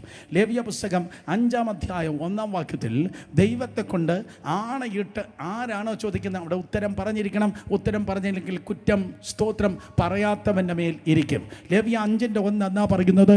ഒരുത്തൻ സത്യവാചകം കേട്ടിട്ട് താൻ സാക്ഷിയായി കാണുകയോ അറിയുകയോ ചെയ്തത് അറിയാതെ അങ്ങനെ പാപം ചെയ്താൽ അവൻ തൻ്റെ കുറ്റം വഹിക്കണം. സത്യവാചകം കേട്ടിട്ട് താൻ സാക്ഷിയായി കാണുകയോ അറിയുകയോ ചെയ്യുന്നത് അറിയിക്കുന്നില്ല, മിണ്ടാതിരിക്കുകയാണ്. സത്യം ഇന്നതെന്നറിയാം, പക്ഷേ സത്യം ഇന്നതെന്ന് പറഞ്ഞിട്ട് താൻ വിഴുങ്ങി മിണ്ടാതിരിക്കുന്നെങ്കിൽ ആ കുറ്റം അവൻ അനുഭവിക്കണം എന്നാണ് കർത്താവ് പറഞ്ഞത്. യേശു കർത്താവ് താൻ ദൈവപുത്രനെന്ന് വളരെ നന്നായിട്ട് അറിയാം. സ്തോത്രം, അനുഭവിച്ചതാണ്, അനുഭവിച്ച് കൊണ്ടിരിക്കുന്നവനാണ്. സ്തോത്രം വളരെ വാസ്തവമാണ്. അതുകൊണ്ട് അവന് മിണ്ടാതിരിക്കാൻ കഴിയത്തില്ല. കാര്യം എന്താ? ദൈവത്തെ കൊണ്ട് സ്തോത്രം ആണയിട്ട് ചോദിച്ചിരിക്കുക. ദൈവത്തെ കൊണ്ട് ആണയിട്ട് ചോദിച്ചിരിക്കുക. അതുവരെയും കർത്താവ് തല കുനിച്ച് മിണ്ടാതെ നിന്ന്. Cake, this is so beautiful. സ്തോത്രം. അതുവരെയും കർത്താവ് തല കുനിച്ച് മിണ്ടാതെ ദൈവത്തെ കൊണ്ട് ആണയിട്ട് ചോദിക്കുന്നതെന്ന് പറയുമ്പോൾ കർത്താവ് തല ഉയർത്തി. അതുവരെയും കർത്താവ് മിണ്ടാതെ തല കുനിച്ച് നിന്നു. പക്ഷെ ദൈവത്തെ കൊണ്ട് ആണയിട്ട് ചോദിക്കുന്നു പറയുമ്പോൾ കർത്താവ് തല ഉയർത്തി. നീ വന്യനായ ദൈവത്തിൻ്റെ പുത്രനായ ക്രിസ്തു ആകുന്നോ? ഇതാണ് ചോദ്യം. നീ വന്യനായ ദൈവത്തിൻ്റെ പുത്രനായ ക്രിസ്തു ആകുന്നോ? ശട കയ്യഫാവേ, അവൻ്റെ നോട്ടം നോക്കടാ. ശട മഹാപുരോഹിത കയ്യഫാവേ, അവൻ്റെ നോട്ടം നോക്കുക. അവൻ നോക്കുന്നതുണ്ടല്ലോ, ആ നൂറ്റാണ്ടുകൾക്കപ്പുറത്തേക്കാണ് നോക്കുന്നത്. അവൻ്റെ നോട്ടം നോക്ക്. കയ്യഫാവേ, നിൻ്റെ വല്യപ്പച്ചനായ അഹരോനെ പുരോഹിതനായി അഭിഷേകം ചെയ്ത മോശയോട് ഇതേ യവൻ തന്നെ ഒരു ചോദ്യം ചോദിച്ചു. ആരാകുന്നു കർത്താവേ? നീ ആരാകുന്നു കർത്താവേ എന്ന് ചോദിച്ചപ്പോൾ യവൻ പറഞ്ഞ ഒരു വാക്കുണ്ട്, ഞാനാകുന്നവൻ, ഞാനാകുന്നു.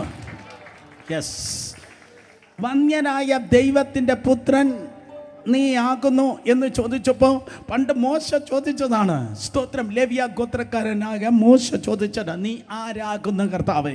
അന്നേ പറഞ്ഞതാണ്, ഞാനാകുന്നു, ഞാനാകുന്നവൻ, ഞാനാകുന്നു. അതേ ഗംഭീരസ്വരത്തോടെ ആ കത്തുന്ന മുൾപ്പടപ്പിൽ ഇറങ്ങി നിന്നവൻ അതേ ഗംഭീരസ്വരത്തോടെ ശബ്ദമുയർത്തി പറഞ്ഞു, ഞാനാകുന്നു.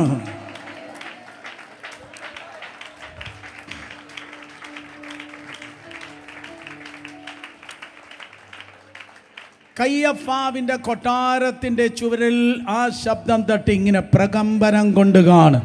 കാരണം കാദേശ് മരുവിനെ നടക്കുന്ന, വനങ്ങളെ തൊലിരിപ്പിക്കുമാറാക്കുന്ന, മാൻകുട്ടികളെ പ്രസവിക്കുമാറാക്കുന്ന ദൈവപുത്രൻ്റെ ശബ്ദം ആ അന്തരീക്ഷത്തിൽ മാറ്റൊലി കൊള്ളുകയാണ്. ഞാനാകുന്നു. അത് കേട്ട് മതം വിറച്ചു. നിങ്ങൾക്ക് കാണാൻ കഴിയുന്നു, ദുർഭൂതങ്ങൾ വിറയ്ക്കുന്നത് നിങ്ങൾക്ക് കാണാൻ കഴിയുന്നു. ഇത്രയും നേരം ഇക്കിളിയിട്ട് ചോദിച്ചിട്ടിരുന്നത്, പക്ഷെ അവനെ ഇളകിയില്ല. അതവൻ്റെ സ്പിരിച്വൽ മെച്യൂരിറ്റിയാണ്. ഈ മെച്യൂർ ആയിരിക്കുന്ന ആൾക്കാർ ഒരിക്കൽ Oh, come on, help us, oh Lord. Hallelujah. ഇളകത്തില്ല. അതുവരെ ഞാൻ ചോദിച്ചു, പക്ഷേ അവൻ അനങ്ങിയില്ല. പക്ഷേ ഇപ്പോൾ അവൻ ഞാൻ ആകുന്നു പറഞ്ഞില്ലെങ്കിൽ കുറ്റം അവൻ്റെ മേലിരിക്കും. അതുകൊണ്ട് അവൻ ശബ്ദമുയർത്തി ഞാൻ ആകുന്നു എന്ന് പറഞ്ഞപ്പോൾ മഹാപുരോഹിതൻ ചെയ്തത്, സ്തോത്രം, അതെ, യേശു കർത്താവ് പറഞ്ഞു, നോക്ക്, നീ ഇപ്പോൾ ഞാൻ വന്നിരിക്കുന്നതിനെ കുറിച്ചാണ് നീ ചോദിക്കുന്നത്. ഇപ്പം നീ വന്നിരിക്കുന്നതിനെ കുറിച്ചാണ് ചോദിച്ചത്. പക്ഷേ കർത്താവ് ഉത്തരം പറഞ്ഞത് ഇപ്പം വന്നതിനെ കുറിച്ച് മാത്രമല്ല, ഇനി വരാൻ പോകുന്നതിനെ കൂടെ ചേർത്താണ് കർത്താവ് ഉത്തരം നൽകിയത്. ഞാനാകുന്നു. ഇപ്പം വന്നത് മാത്രമല്ല, ഇനി മനുഷ്യപുത്രൻ സർവശക്തൻ്റെ വലതുഭാഗത്ത് ഇരിക്കും. ദാറ്റ് മീൻസ് ഞാൻ ഉയർത്തി നിൽക്കും. ഇടകുയെ, നീ എന്നെ തല്ലിക്കൊന്ന കല്ലറയിൽ വെച്ചാലും ഞാനവിടെ തീരത്തില്ല. നീ വയ്ക്കുന്നിടത്ത് ഞാൻ തുടരത്തില്ല. ആരോട് പറയാൻ? നീ വയ്ക്കുന്നിടത്ത് ഞാൻ തുടരത്തില്ല, ഞാൻ ഉയർത്താൻ നിൽക്കും. ഞാൻ ഉയർത്തെഴുന്നേറ്റ് പിതാവായ ദൈവത്തിൻ്റെ വലതുഭാഗത്ത് ഇരിക്കുകയും ഇനി ആകാശമേഘങ്ങളെ വാഹനമാക്കി വരുന്നത് നിങ്ങൾ കാണാം. നീ കാണുമെന്നല്ല പറഞ്ഞ നിങ്ങൾ, അവിടെ നിങ്ങളെന്ന് പറഞ്ഞിരിക്കുന്ന മാനുഷിക വൃന്ദം മാത്രമല്ല, പൈശാചിക ശക്തികളെയും നോക്കിയാണ് കർത്താവ് പറഞ്ഞത്, നിങ്ങൾ കാണും.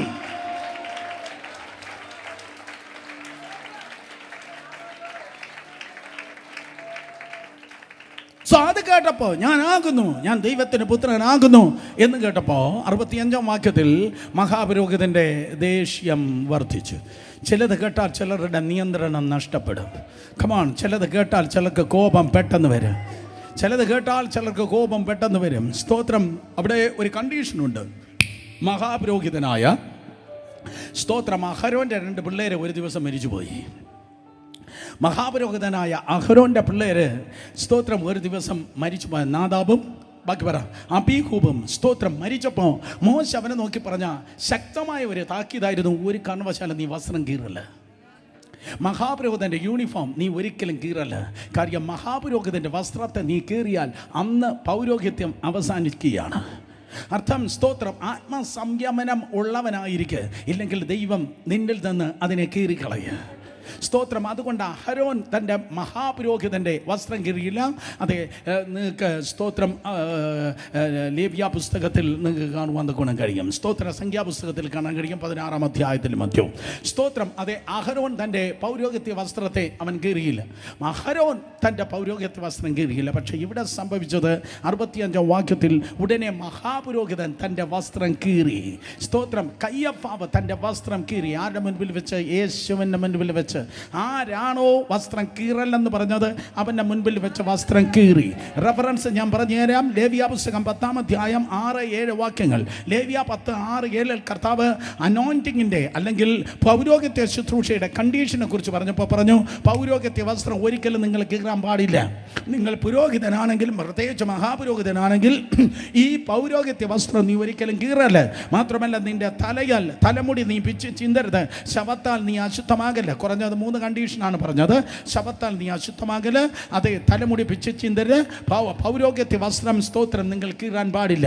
എന്നാൽ നൂറ്റാണ്ടുകൾ കഴിഞ്ഞപ്പോൾ കയ്യഫാവ് ചെയ്തത്, അവൻ പൗരോഹിത്യ വസ്ത്രത്തെ അവൻ കീറി. പൗരോഹിത്യ വസ്ത്രം കയ്യഫാവ് കീറിയപ്പോൾ ഇസ്രായേലിൽ നിന്ന്, ലേവ്യ ഗോത്രത്തിൽ നിന്ന്, ഈ കയ്യഫാവിൽ നിന്ന് പൗരോഹിത്യത്തെ കർത്താവൻ കീറിക്കളഞ്ഞു. അതുകൊണ്ടാണ് ദേവാലയത്തിൽ തിരശ്ശീല താഴെ നിന്ന് മേലേക്കല്ല, മേലെ നിന്ന് താഴേക്ക് ദൈവവൻ കീറിക്കളഞ്ഞു. മനസ്സിലായവർ കരങ്ങളടിച്ച് ദൈവത്തെ സ്തുതിച്ചേ. മഹാപുരോഹിതനാകുന്ന കയ്യഫാവ് തൻ്റെ പൗരോഹിത്യ വസ്ത്രം കീറി. ഒരിക്കൽ കൂടെ ഞാൻ പറയാം. മഹാപുരോഹിതനായ കയ്യഫാവ് തൻ്റെ പൗരോഹിത്യ വസ്ത്രം കീറി. പിതാവായ ദൈവം, സ്തോത്രം, ദേവാലയത്തിലെ തിരശ്ശീല മേലെ നിന്ന് താഴേക്ക് കീറി.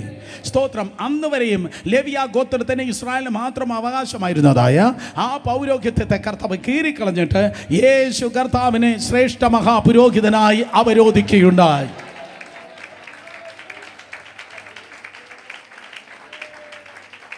യേശു കർത്താവിനെ ശ്രേഷ്ഠ മഹാപുരോഹിതനായി അവരോധിച്ചിട്ട്, സ്തോത്രം, അവൻ നിന്നെയും എന്നെയും രാജകീയ പുരോഹിത വർഗമായി തിരഞ്ഞെടുത്ത്.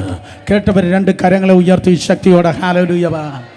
സോ 6 കോടതികളിൽ 5 കോടതികളിൽ 6 പ്രാവശ്യം മാറി മാറി വിസ്തരിച്ചപ്പോൾ തിരുവചനം പറയുന്നു, കർത്താവ് മിണ്ടാതിരുന്നു. സ്തോത്രം. മൗനമായിരിക്കുന്ന ഒരു കുഞ്ഞാടിനെയാണ് ഈ വിസ്താരവേളയിൽ നിങ്ങൾക്ക് കാണുവാൻ കഴിയുന്നത്. രോമം കത്തിക്കുന്ന നടുവിൽ മിണ്ടാതിരിക്കുന്ന കുഞ്ഞാടിനെ പോലെ മൗനമായിരിക്കുന്ന ഒരു യേശുവിനെയാണ് നിങ്ങൾക്ക് കാണാൻ കഴിയുന്നത്. ഞാൻ അവസാനിപ്പിച്ചു. സ്തോത്രം. ഞാൻ പറയട്ടെ, അവൻ കഴിവില്ലാഞ്ഞിട്ടല്ല മിണ്ടാതിരിക്കുന്നത്. ഒരിക്കൽ കൂടെ, അവൻ കഴിവില്ലാഞ്ഞിട്ടല്ല യേശു കർത്താവ് മിണ്ടാതിരിക്കുന്നത്. അവൻ കഴിവുള്ളവനാണ്. അവൻ സ്തോത്രം ദൈവത്തിൻ്റെ പുത്രനാണ്. സ്തോത്രം. അവൻ അറസ്റ്റ് ചെയ്യുന്ന സമയത്ത് യേശു കർത്താവ് ഈ പ്രകാരം പറഞ്ഞു, ഇപ്പോൾ തന്നെ എൻ്റെ പിതാവിനോട് ഞാൻ ചോദിച്ചാൽ അതെ 12 ലഗ്യോൻ ദൂതന്മാർ ഇറങ്ങി നിൽക്കും. മത്തായി സുവിശേഷം 26 അധ്യായം 62 മുതൽ 66 വരെ നിങ്ങൾ വായിക്കുമ്പോൾ യേശു കർത്താവ് പറഞ്ഞു, നിങ്ങൾ 100 കണക്കിന് ആൾക്കാരല്ലയോ എന്നെ പിടിക്കാൻ വേണ്ടി വന്നിരിക്കുന്നേ. ഇപ്പോൾ തന്നെ പിതാവായ ദൈവത്തോട് ഞാൻ ചോദിച്ചാൽ സ്തോത്രം അതെ 12 ലഗ്യോൻ ദൂതന്മാർ ഇപ്പോൾ തന്നെ വേണമെങ്കിൽ സ്തോത്രം ഇറങ്ങി നിൽപ്പാൻ തക്കോണം കഴിയും. എന്നാൽ സ്തോത്രം 12 ലഗ്യോൻ, ഒരു ലഗ്യോൻ എന്ന് പറഞ്ഞാൽ 6000, ഒരു ലഗ്യോൻ എന്ന് പറഞ്ഞാൽ 6000, 12 ലഗ്യോൻ എന്ന് പറഞ്ഞാൽ 72,000. സ്തോത്രം. 72,000 ദൂതന്മാർ വേണമെങ്കിൽ ഇപ്പോൾ തന്നെ. മത്തായി സുവിശേഷം 25:11 സ്തോത്രം. അതെ 12 ലഗ്യോൻ ദൂതന്മാർ ഇപ്പോൾ തന്നെ വേണമെങ്കിൽ ഇറങ്ങി നിൽപ്പാൻ കഴിയുമെന്ന് യേശു കർത്താവിന് പറഞ്ഞു. ഒരു ലഗ്യോൻ എന്ന് പറഞ്ഞാൽ 6000 ഗുണം 12. സോ 6000 ഗുണം 12 = 72,000 ഏഞ്ചൽ. 72,000 ദൂതന്മാരെ ഇറക്കി നിർത്താൻ യേശുവിൻ്റെ ഒറ്റ വാക്ക് മതി. ഒരിക്കൽ കൂടെ സ്തോത്രം. താങ്ക് യു മോനെ. മത്തായി സുവിശേഷം 26:53 എൻ്റെ പിതാവിനോട് ഇപ്പോൾ തന്നെ 12 ലഗ്യോനിലും അധികം ദൂതന്മാരെ എൻ്റെ അരികെ നിർത്തേണ്ടതിന് എനിക്ക് അപേക്ഷിച്ചുകൂടാ എന്ന് തോന്നുന്നുവോ? സോ 12 ലഗ്യോൻ ദൂതന്മാർ. ദാറ്റ് മീൻസ്, ഞാൻ ആവർത്തിക്കുന്നു, ഒരു ലഗ്യോൻ എന്ന് പറഞ്ഞാൽ 6000, 12 ലഗ്യോൻ എന്ന് പറഞ്ഞാൽ സ്തോത്രം 72,000. 72,000 ദൂതന്മാർ ഇറങ്ങി നിന്നാൽ ഈ ഭൂമിയുടെ ഗതി എന്തായിരിക്കും? 72,000 ദൂതന്മാർ ഇറങ്ങി നിന്നാൽ ഭൂമിയുടെ ഗതി എന്തായിരിക്കും? നിങ്ങൾ സ്വതന്ത്രം പറഞ്ഞില്ല. ഒരു ദൂതന്റെ കപ്പാസിറ്റി ഞാൻ പറയാം. ഒരു ദൂതൻ, 2 രാജാക്കന്മാരുടെ പുസ്തകം 19:35, ഒറ്റ ദൂതൻ ഇറങ്ങുമ്പോൾ 1,85,000 1,85,000 അതേ സിറിയൻ ആർമിയെ വെട്ടിക്കൊന്നതാണ് ഒരു ദൈവത്തിന്റെ ദൂതൻ.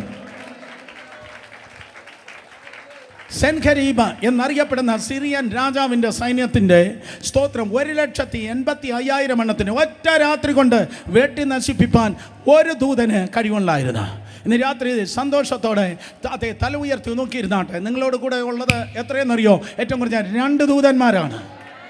ഏറ്റവും കുറഞ്ഞ 2 ഈ ജില്ലയിൽ കുടിയിരിക്കുന്നതായ സ്തോത്രം, ഈ ജില്ലയിൽ കുടിയിരിക്കുന്ന ഏത് പൈശാചിക ശക്തികളെക്കാൾ അമേസിംഗ് പ്രൊട്ടക്ഷനിലാണ് നീ ജീവിക്കുന്നത്.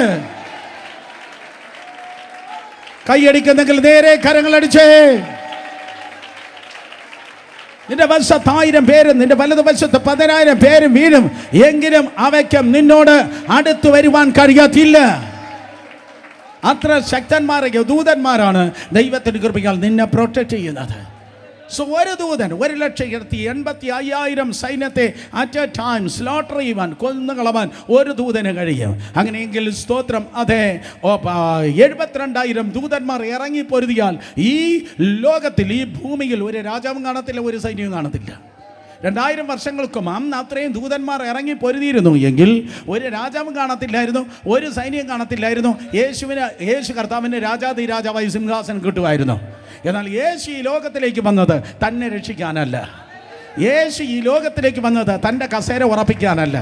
യേശു കർത്താവ് ഈ ലോകത്തിലേക്ക് വന്നത് തൻ്റെ പേരുണ്ടാക്കാൻ വേണ്ടിയല്ല, തൻ്റെ ഭദ്രാസനത്തിനും സിംഹാസനത്തിനും വേണ്ടിയല്ല യേശു വന്നത്. ഞാനിന്ന് രാത്രി പഠിപ്പിക്കുന്നത് ക്രിസ്തീയ ശുശ്രൂഷ.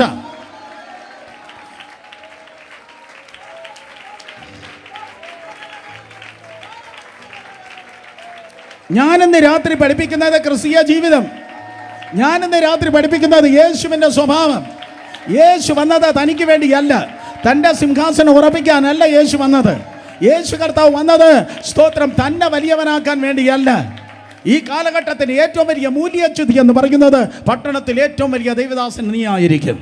നിന്റെ മിനിസ്ട്രി ആയിരിക്കും ഏറ്റവും വലുത്. നീ ചുമക്കുന്ന ഗ്ലോറി പോലെ വേറെ ആർക്കും ഗ്ലോറി കാണത്തില്ല. നിനക്കുള്ളതായ അതേ അഭിഷേകം പോലെ വേറൊരു അഭിഷേകം വേറെ ആർക്കും കാണത്തില്ല. നിന്നെ വലിയവനാക്കാം എന്നാരാണോ പറയുന്നത്, ബി കെയർഫുൾ, ബി കെയർഫുൾ. നിന്നെ വലുതാക്കുന്നതല്ല പരിശുദ്ധാത്മാവ്. പറ, എൻ്റെ യേശുവിനെ എങ്ങനെ വലിയവനാക്കാം?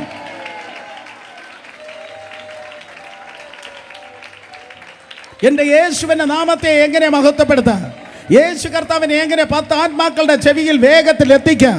10 പേരെ എങ്ങനെ സ്നാനപ്പെടുത്താം? ദൈവകൃപയിൽ എങ്ങനെ അടുത്ത സഭ സ്ഥാപിക്കാം? ദൈവകൃപയിൽ എങ്ങനെ അടുത്തൊരു കൊയ്ത്തിന് വേണ്ടി ഒരുക്കാം? സ്തോത്രം. യഥാർത്ഥ ക്രിസ്തുവിന്റെ മനസ്സുള്ളവൻ പറയും, ഞാൻ കുറയട്ടെ, യേശു വളരട്ടെ. കമോൺ, അതിനെ കൈയടിക്കാൻ ആരെങ്കിലും ഉണ്ടോ?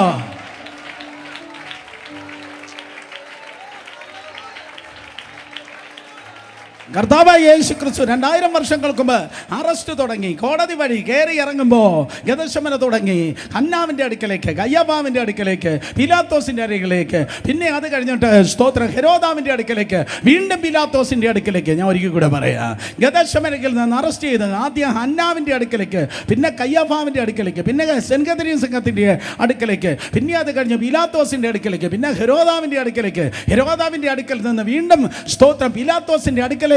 അതേ കർത്താവായ യേശു ക്രിസ്തുവിനെ കൊണ്ടുപോകുന്നതായ സമയത്ത് തൻ്റെ ഗുണ്ടാ സംഘത്തെ, തൻ്റെ ദൂത സംഘത്തെ ഇറക്കി. ഓ കമാൻ, തൻ്റെ ദൂത സംഘത്തെ ഇറക്കി. അവൻ വെട്ടിനിരത്തി ബാക്കിയുള്ളവരെ വെട്ടിനിരത്തി വലിയവനായ സുവിശേഷമല്ല, അവൻ തന്നെത്താൻ ഏൽപ്പിച്ചു കൊടുത്തു. അതുകൊണ്ട് ഇന്ന് രാത്രി വെല്ലുവിളിച്ച് ഞാൻ പറയട്ടെ, മറ്റുള്ളവൻ്റെ ചർച്ചിനെ പൊട്ടിച്ച്, മറ്റുള്ളവൻ്റെ ചർച്ചിൽ പോകുന്ന വിശ്വാസികളെ മുട്ടിച്ചെടുത്ത്, മറ്റുള്ളവൻ്റെ ശുശ്രൂഷകളെ പൊളിച്ച്, മറ്റുള്ളവൻ്റെ പരാജയത്തെ പ്രൊപ്പഗൻഡ ചെയ്ത് നടത്തുന്നതല്ല തേജസ്സിന്റെ സുവിശേഷം. തന്നെത്താൻ ഉയർത്തുന്നവൻ താഴ്ത്തപ്പെടും, തന്നെത്താൻ താഴ്ത്തുന്നവനെ ഉയർത്തപ്പെടും. യേശു തന്നെ വലിയവനാകിയില്ല. അവനെ വേണമെങ്കിൽ ഡിപെൻഡ് ചെയ്യായിരുന്നു. പിലാത്തോസിൻ്റെ മുൻപിൽ നിൽക്കുമ്പോൾ പിലാത്തോസ് നിർബന്ധിച്ച് ചോദിച്ചു, നീ അപ്പീൽ ചെയ്യുന്നില്ലയോ? നീ നിഷ്കളങ്കനാണ്, നീ ഒരു വാക്ക് പറഞ്ഞാൽ മതി, നീ സ്തോത്രം നിനക്ക് രക്ഷപ്പെടാം. അതുകൊണ്ടാണ് പിലാത്തോസ് ചോദിക്കുന്നത്, നീ നിഷ്കളങ്കന, നീ ഒന്ന് അപ്പീൽ പറഞ്ഞാൽ മതി, നിനക്ക് രക്ഷപ്പെടാം. ഞാൻ നിർത്തി, സ്തോത്രം, ഞാൻ നിർത്തി. എന്നാൽ പൗലോസ് അപ്പീൽ ചെയ്തു. അപ്പോസ്തല പ്രവൃത്തി 25 സ്തോത്രം 11 വാക്യത്തിൽ പൗലൂസ് അപ്പീൽ കൊടുത്തു. നിങ്ങൾക്ക് സ്തോത്രം, അതെ നിങ്ങളുടെ ഭാഷയിൽ പറയാം, അതെ പൗലൂസ് കൈസറെ അഭയം ചൊല്ലി. പൗലൂസ് അപ്പീൽ കൊടുത്തു. പക്ഷേ യേശു കർത്താവ് അപ്പീൽ കൊടുത്തില്ല. ആരോട് പറയാൻ? ഹല്ലേലൂയ. പൗലൂസ് കൈസറെ അഭയം ചൊല്ലി. അതുകൊണ്ടൊക്കെ പൗലൂസ് രക്ഷപ്പെട്ടു പോയി. നല്ല സ്തോത്രം. പൗലൂസിൻ്റെ യജമാനനാകുന്ന യേശു അവൻ അപ്പീൽ കൊടുത്തില്ല. ഇന്ന് രാത്രി പൗലൂസ് അല്ല, ഏതെങ്കിലും ദൈവദാസൻ അല്ല നിന്റെ മാതൃക, ഏതോ സൂപ്പർ സ്റ്റാർ അല്ല നിന്റെ മാതൃക. വിശ്വാസത്തിന്റെ നായകനും പൂർത്തി വരുത്തുന്നതുമായ കർത്താവ് യേശുവാണ് മാതൃക. അവൻ മിണ്ടാതിരുന്ന കുഞ്ഞാടായിരുന്നു. ഹല്ലേലൂയ. നിന്റെ മാതൃക ഏതോ സൂപ്പർ സ്റ്റാർ അല്ല, ഏതോ സ്തോത്രം മാതൃക പുരുഷനായിരിക്കുന്നത് നിന്റെ പാസ്റ്റർ അല്ല, നിന്റെ പ്രവാചകനല്ല, ഏതോ സൂപ്പർ സ്റ്റാർ കച്ചവടക്കാരൻ, കച്ചവട മെന്റാലിറ്റി ഉള്ളതായ ദൈവദാസനല്ല. അവസാനത്തുള്ളി രക്തം വരെ തന്നെ മാനവജാതിക്ക് വേണ്ടി ഒഴിക്കുക യേശുവാണ് നിന്റെ മാതൃക.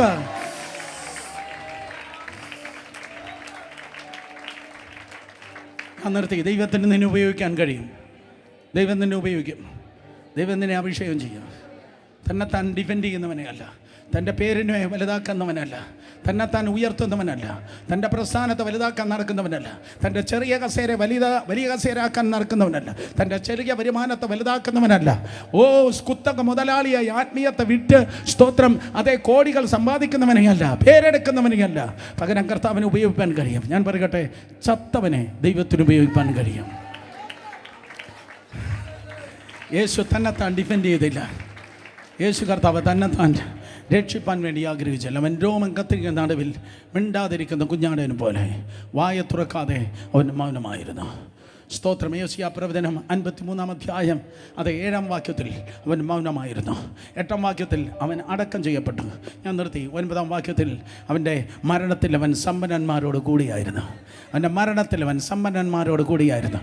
അവൻ മരണത്തിൽ അവൻ തൻ്റെ സമ്പന്നന്മാരോട് കൂടെയായിരുന്നു. കേട്ടവർ ആമേൻ പറഞ്ഞേ? എത്ര പേർ ആമേൻ പറയുന്നു? യെശയ്യാവ് പറഞ്ഞതാണ്, അവൻ്റെ മരണത്തിൽ അവൻ സമ്പന്നന്മാരോട് കൂടിയായിരുന്നു. മരണത്തിൽ അവൻ സമ്പന്നന്മാരോട് കൂടിയായിരുന്നു. സഹോദരന്മാരെ, കയ്യഫാവിന് മനസ്സിലായില്ല ഇതായിരുന്നു, അന്നാവിന് മനസ്സിലായില്ല. 6000 പരീശന്മാർ യേശുവിൻ്റെ കാലത്തുണ്ടായിരുന്നു.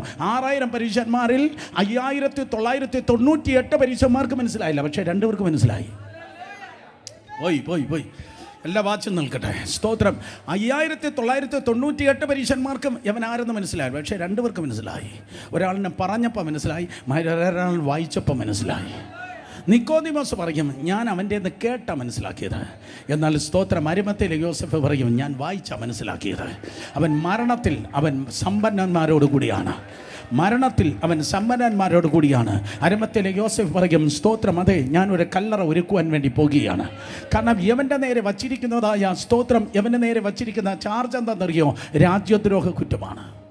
ഇവന് നേരെ വച്ചിരിക്കുന്ന ചാർജ് രാജ്യദ്രോഹ കുറ്റം. അതുകൊണ്ടാണ് 3 ഭാഷയിൽ എഴുതി വച്ചിരിക്കുന്നത് ഇവൻ യഹൂദന്മാരുടെ രാജാവ്. 3 ഭാഷകൾ എഴുതി വച്ചിരിക്കുന്നത് ഇവൻ യഹൂദന്മാരുടെ രാജാവ്. അതിനർത്ഥം സ്തോത്രം അതെ, ഇവൻ രാജ്യദ്രോഹ കുറ്റമാണ്. രാജ്യദ്രോഹ കുറ്റമെങ്കിൽ അവൻ്റെ ബോഡി ഒരിക്കലും ക്രൂശിൽ നിന്ന് താഴെ ഇറക്കാൻ സമ്മതിക്കത്തില്ല. അതാണ് അന്നത്തെ പ്രമാണം.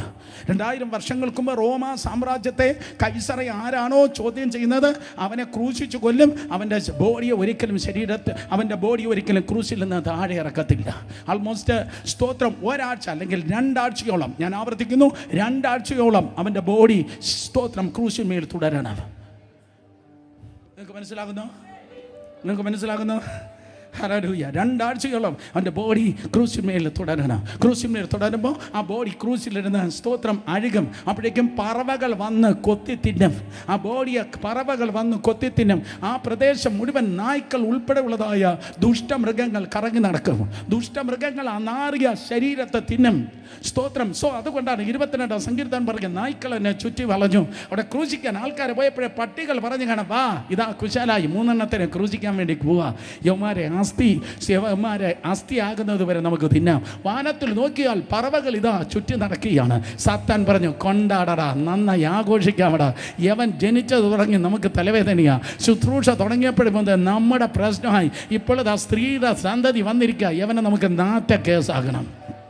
യവൻ്റെ ബോഡി എടുക്കാൻ കഴിയത്തില്ല. യവനെ നമുക്ക് നാറ്റക്കേസ്. നിന്നെ നോക്കിയ പിശാച് അതാണ് പല്ല് വിളിച്ചത്, നിന്നെ നാറ്റക്കേസാക്കുമെന്ന്. പക്ഷേ ഇന്ന് രാത്രി ദൈവകൃപയാൽ വളരെ താഴ്മയോടെ ഈ പുസ്തകം ഉയർത്തി ഞാൻ പറയട്ടെ, ദുഷ്ടൻ്റെ ആശ നശിച്ചു പോകും.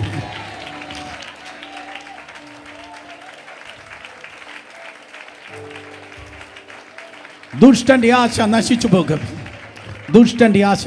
പോകും. കാര്യം എന്താ? സ്തോത്രം. 2 രഹസ്യ ശിഷ്യന്മാർ പറഞ്ഞു, no we will take care of this body. ഈ ശരീരത്തെ നമ്മൾ ടേക്ക് കെയർ ചെയ്യണം. സ്തോത്രം. അതെ, അവിടെ പറവകൾ പറക്കുന്നുണ്ട്, നായ്ക്കൾ അവിടെ വളയുന്നുണ്ട്. അരിമത്തയിൽ യോസഫിന് അല്പം ധൈര്യമുണ്ടായിരുന്നു. അവന് റിസ്ക് എടുത്തു. സ്തോത്രം. അടുത്തിരിക്കുന്ന തൊട്ട് പറ, നമ്മൾ റിസ്ക് എടുക്കണം. പെട്ടെന്ന് പറഞ്ഞേ, നമ്മൾ റിസ്ക് എടുക്കണം. ചില കാര്യങ്ങൾ നമ്മൾ റിസ്ക് എടുക്കണം. വിശ്വാസത്തിന് വേണ്ടി ആരോ ഇന്ന് രാത്രി റിസ്ക് എടുക്കട്ടെ. ആത്മീയതയ്ക്ക് വേണ്ടി ആരോ റിസ്ക് എടുക്കട്ടെ. ദൈവത്തിന് വേണ്ടി റിസ്ക് എടുത്ത് നിൽക്കട്ടെ. ദൈവത്തിന് വേണ്ടി നീ റിസ്ക് എടുത്ത് നിൽക്കുമ്പോൾ ദൈവം നിനക്ക് വേണ്ടി നിൽക്കുക തന്നെ ചെയ്യും. അരിമത്തയിലെ യോസഫ് റിസ്ക് എടുത്ത ബോഡിയെ ചോദിച്ചു. അവൻ പറഞ്ഞു, ഐ നീഡ് ദാറ്റ് ബോഡി. ആ ശരീരത്തെ വിട്ടുതരണം. സ്തോത്രം. അപ്പോൾ സാത്താൻ വിചാരിച്ചത് ഇതാണ്, 2 ആഴ്ച വരെ ആ ശരീരം സ്തോത്രം അതേ ആ ക്രൂസിൽ തന്നെ തുടരും. പക്ഷികൾ അതിനെ തിന്നും. ബാക്കി ശരീരഭാഗങ്ങൾ നിലത്ത് വീഴും. മൃഗങ്ങൾ തിന്നും. അസ്ഥിയാകും. 2 ആഴ്ച അവിടെ ഇരുന്ന് ഉണങ്ങും. എന്നിട്ട് ആ ക്രൂസിൽ നിന്ന് ആ അസ്ഥി പഞ്ചരത്തിക്കെടുത്ത് ഹിന്നോം താഴ്വര എന്ന് പറയുന്ന ഒരു താഴ്വരയുണ്ട്. ആ താഴ്വരയിലേക്ക് വലിച്ചെറിയും. അവിടെ 24 മണിക്കൂറും തീ ഇങ്ങനെ എരിഞ്ഞുകൊണ്ടിരിക്കുകയാണ്. ആ ഹിന്നോം താഴ്വരയിലെ തീ യെരൂശലേം പട്ടണത്തിൻ്റെ അഴുക്ക് നിന്ന് കത്തുന്ന സ്ഥലമാണ് ഹിന്നോം താഴ്വര. ആ താഴ്വരയിൽ അസ്ഥിയെ എറിഞ്ഞു കൊടുക്കാം. അവിടെ കിടന്ന് ഇത് വെന്ത ചാരമായിക്കൊള്ള. യേശുവിൻ്റെ നാമത്തിൽ നടക്കത്തില്ല കുട്ടി, നടക്കത്തില്ല. ഇവൻ ദൈവത്തിൻ്റെ ഹിതപ്രകാരം നിന്നതുകൊണ്ട്, ദൈവത്തിന് വേണ്ടി നിന്നതുകൊണ്ട്, 100% ദൈവത്തിന് വേണ്ടി നിന്നതുകൊണ്ട് ഇവൻ നാറാൻ ദൈവം ഒരിക്കലും സമ്മതിക്കുകയില്ല. എൻ്റെ പരിശുദ്ധനെ ഞാൻ ദ്രവത്വം കാണുവാൻ സമ്മതിക്കയില്ല. കമാൻ, കർത്താവിന് വേണ്ടി നിൽക്കുന്ന വ്യക്തികളുണ്ടെങ്കിൽ ഇന്ന് രാത്രി കർത്താവ് പറയുന്നു, നിന്റെ മുൻപിൽ ഒരു ഉയർപ്പുണ്ട്. ഇത് പറയാനല്ല ഞാൻ വന്നത്. ഇത് പറയാനല്ല ഞാൻ വന്നത്. ഈ ദൂതിൻ്റെ കൺക്ലൂഷൻ പറയാനല്ല ഞാൻ വന്നത്. ഇപ്പോൾ ഞാൻ നിങ്ങൾ കേട്ട ഇത് പറയാനല്ല ഞാൻ വന്നത്. പക്ഷേ ഇന്ന് രാത്രി ആരോ പറയുന്നു, എനിക്കൊരു ഉയർപ്പ് ആവശ്യമല്ല, അത്യാവശ്യമാണ്. ഇന്ന് രാത്രി ആരോ പറയുന്നു, ഒരു അത്ഭുതം എനിക്ക് ആവശ്യമല്ല, അത്യാവശ്യമാണ്. ഓ ഹല്ലേലൂയ, അടുത്തൊരു വിടുതൽ എനിക്ക് ആവശ്യമല്ല, അത്യാവശ്യമാണ്. കർത്താവ് പറയുന്നു, നീ എനിക്ക് വേണ്ടി നിൽക്കുന്നത് കൊണ്ട് നിനക്ക് വേണ്ടി ഞാൻ നിൽക്കും. നീ എനിക്ക് വേണ്ടി നിൽക്കുന്നത് കൊണ്ട് ഞാൻ നിനക്ക് വേണ്ടി നിൽക്കും. നീ നാട്ടക്കേസാകാൻ ഞാൻ സമ്മതിക്കയില്ല. ഇന്ന് രാത്രി യേശുവിന്റെ നാമത്തിൽ പിശാചിന്റെ ആ കൗൺസിലിനെ കർത്താവ് പിരിച്ചുവിടുകയാണ്. ഓ ഗ്ലോറി.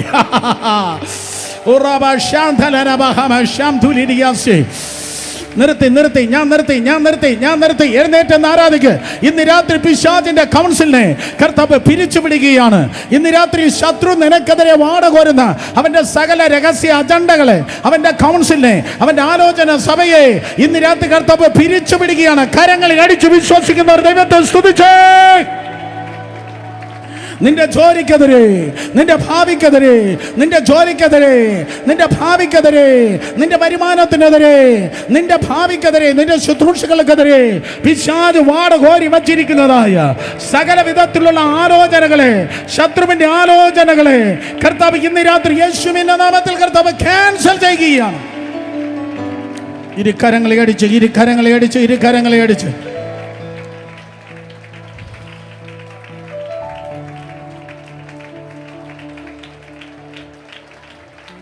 In Jesus' name, യേശുവിൻ്റെ നാമത്തിൽ നീ മൗനമായിരിക്കുമ്പോൾ ദൈവം നിനക്ക് വേണ്ടി പ്രവർത്തിക്കുകയാണ്. മനുഷ്യൻ്റെ മുൻപിൽ നീ മൗനമായിരിക്കുക. ദൈവത്തിൻ്റെ മുൻപിൽ നിന്റെ ശബ്ദം ഉയരട്ടെ. കർത്താവിൻ്റെ സന്നിധിയിൽ നിന്റെ ശബ്ദം ഉയരുമ്പോൾ കാണുന്ന മണ്ഡലത്തിലല്ല, കാണാത്ത മണ്ഡലത്തിൽ ഏതൊക്കെയോ വ്യക്തികളിലൂടെ, ഏതൊക്കെയോ ജീവിതങ്ങളുടെ മറുപടികൾ, കരുതലുകൾ ദൈവം നിനക്കായി വെളിപ്പെടുത്തുവാൻ വേണ്ടി പോകുന്നു. വിശ്വസിക്കുന്നവരുടെ ശബ്ദം ഉയർത്തി ആരാധിച്ചു നിന്നേ.